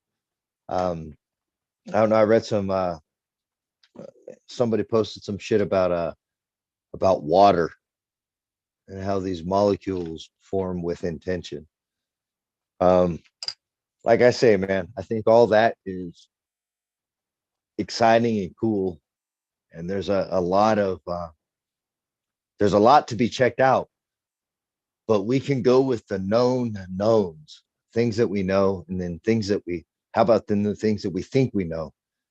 Um, but when you dance only with the unknown unknowns, it's very difficult to arrive to a solid conclusion, you know. That's kind of how I try to look at plants and what kind of things I should do with them. Um, you know, for think about it. As a human being, we go through life and we are raised a specific way.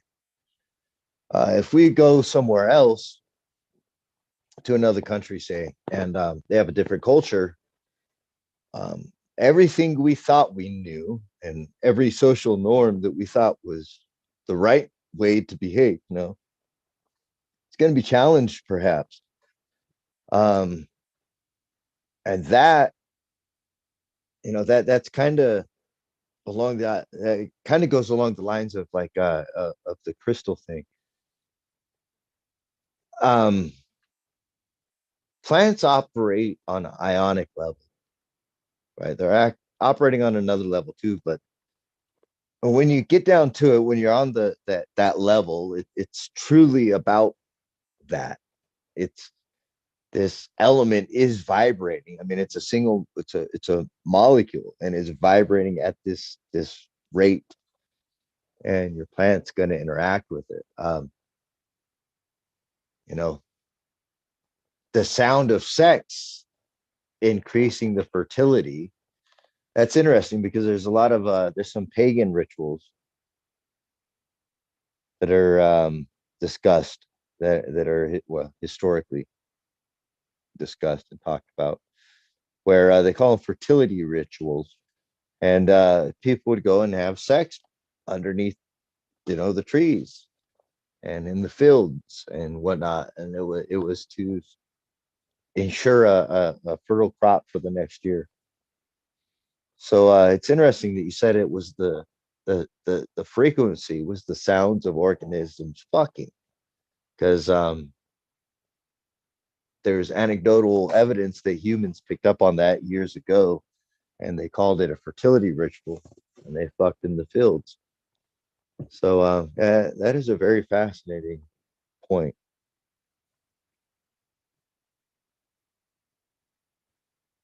But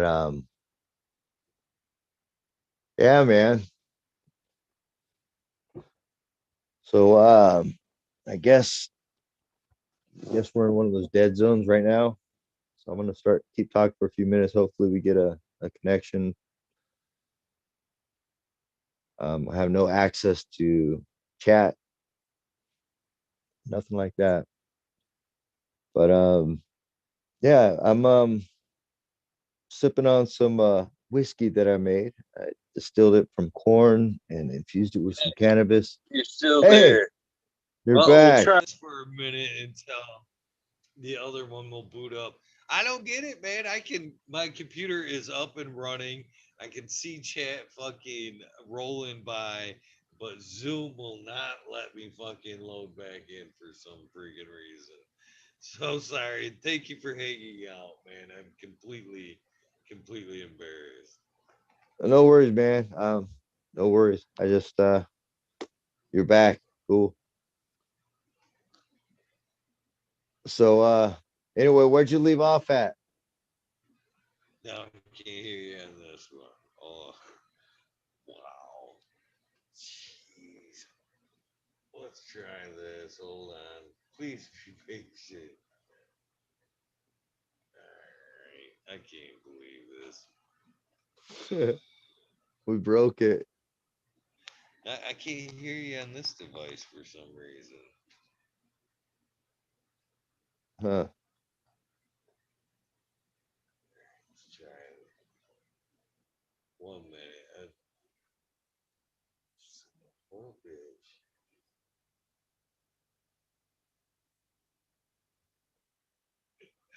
Thank you for being a sport. That's all I can say. I got nothing better to do tonight. I've enjoyed the opportunity to be on talking to you.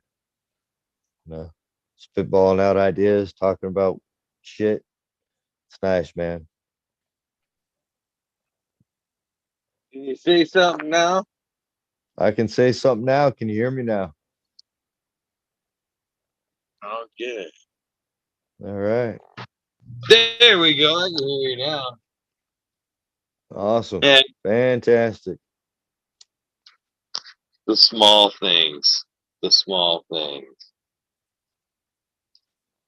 So another thing that I think is real interesting on top of like frequency that we were talking about is you were talking about air and air quality. I think is something that we don't talk about enough. I what's in the air necessarily, of course, as far as bacteria, fungi, and stuff like that that are present in pressures on our plant, but as gases as well. Um, I'm growed in this area for quite some time. 6 years in this in particular space, and at one point, there was a fatigue mat across this floor. I talk about this quite a bit. People, it's actually still somewhat of a running joke. Um, I at one point wanted. It's coincidental. It follows goes coinciding with each other. The want to bring a pine terpene based cannabis back into the garden and pulling up the fatigue mat off this floor, which there's a 12-inch floor drain behind me. And when I did, uh, it started off gassing or putting unseen pressure in the room, which was preventing multiple cultivars that were supposed to be pine dominant uh, to express that. So every one of them, Dude. instead of Wow. putting out pine, they put out more of like a dragon fruit, what I'm calling terpene profile. It's totally suppressed the pine. Wow, dude. You just like fucking wow. All right, so atmospheric inputs to the soil gases, right? So if you can alter those atmospheric, so you're saying that the air, the atmosphere in your grow environment is different and it's fucking totally flipped the fucking terps. Dude, we can fix that. We can do it like not Yes, fix that, but we can do a test by a side by side and see if we can manipulate it. The most logical one would be what, argon or methane? Which one do you think is likely the likely culprit? I'm thinking methane. Uh, So we can I produce methane. go ahead. We can make methane. We can make methane through a methane bioreactor, right? So a small chamber that we do. We put methane producing bacteria in, give them the right food, and we can increase the methane in a grow chamber. So you'd be able to test that. Yeah, you could do it. You just gave me a really great idea, man. So using gas inputs, right? So methane specific, boom, pop it right in through the system, throwing it through the soil profile, plant gets it because you're using air injection for the grow system anyway. Argon, whatever trace gas you want to use to increase for terpene production, you could test it out that way.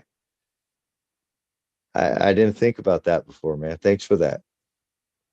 The trace gases, the concentrations of trace gases in an environment causing that would make sense, dude. That would totally change the dominance of the molecule it has access to for the carbon, hydrogen, and oxygen to bind to.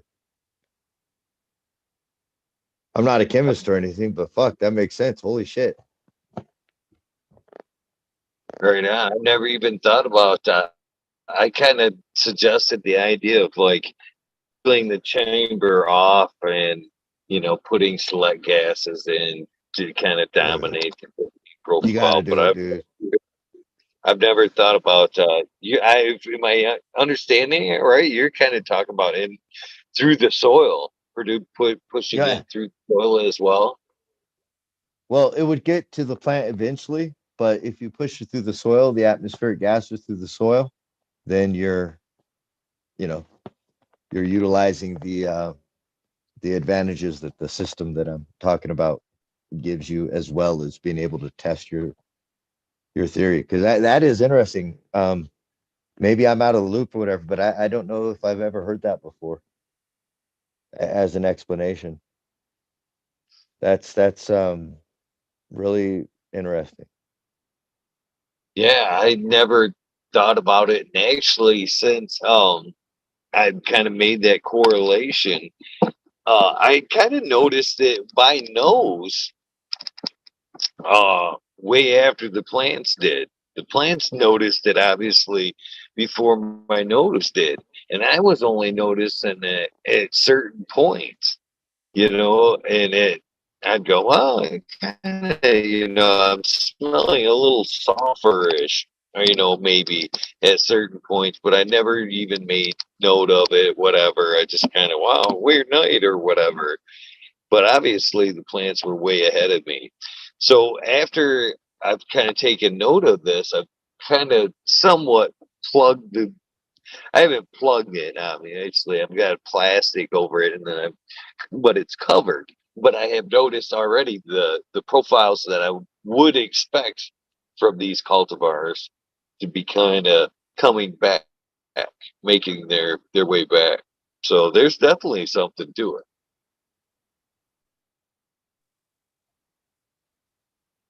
I'm gonna have to do some experimentation now, man. You got my wheels a churning, bro. That's a really cool observation, man. So what is the environment you're in that's doing that? You're in like a basement, you said?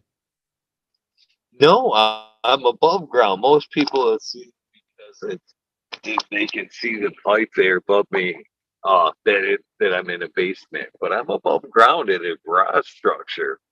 So basically, this isn't even fed into like a drain. You know what I mean? Like a sewer drain or anything Yeah. else. As far as I'm aware, this is just a drain that's run out into some pea rock into the yard. I don't think it's attached to the septic in any kind of way, but off gassing nonetheless. So, Huh, sick. It got me thinking, and it wouldn't take much. You know, I mean, you raising the parts per million of CO2 has a pretty profound effect on plants. You know, and if you're thinking we got 0.4 parts per million, you know, or 0.4% of that of the atmospheric gases are CO2, and it has a profound effect. So you increase it by parts per million just a little bit. You know, you double it. It's like whoa. You know, so I imagine, man. well, I mean, that's the way I kind of. Well, according to what I've taken in from you, I think that it's twofold when you plant like banker and companion plants. You know, I know they're doing cool. But I'm back on the other one. Took forever, but I think the banker and the companion plants um work twofold by what I'm talking with you.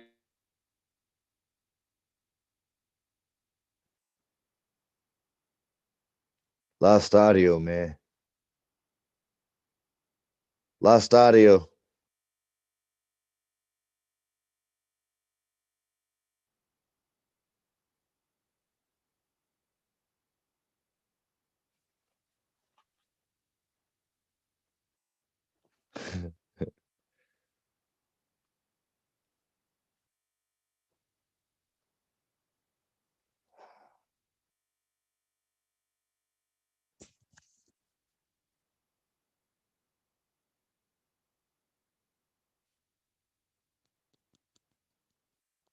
For uh Hey, that's better. I can hear you now.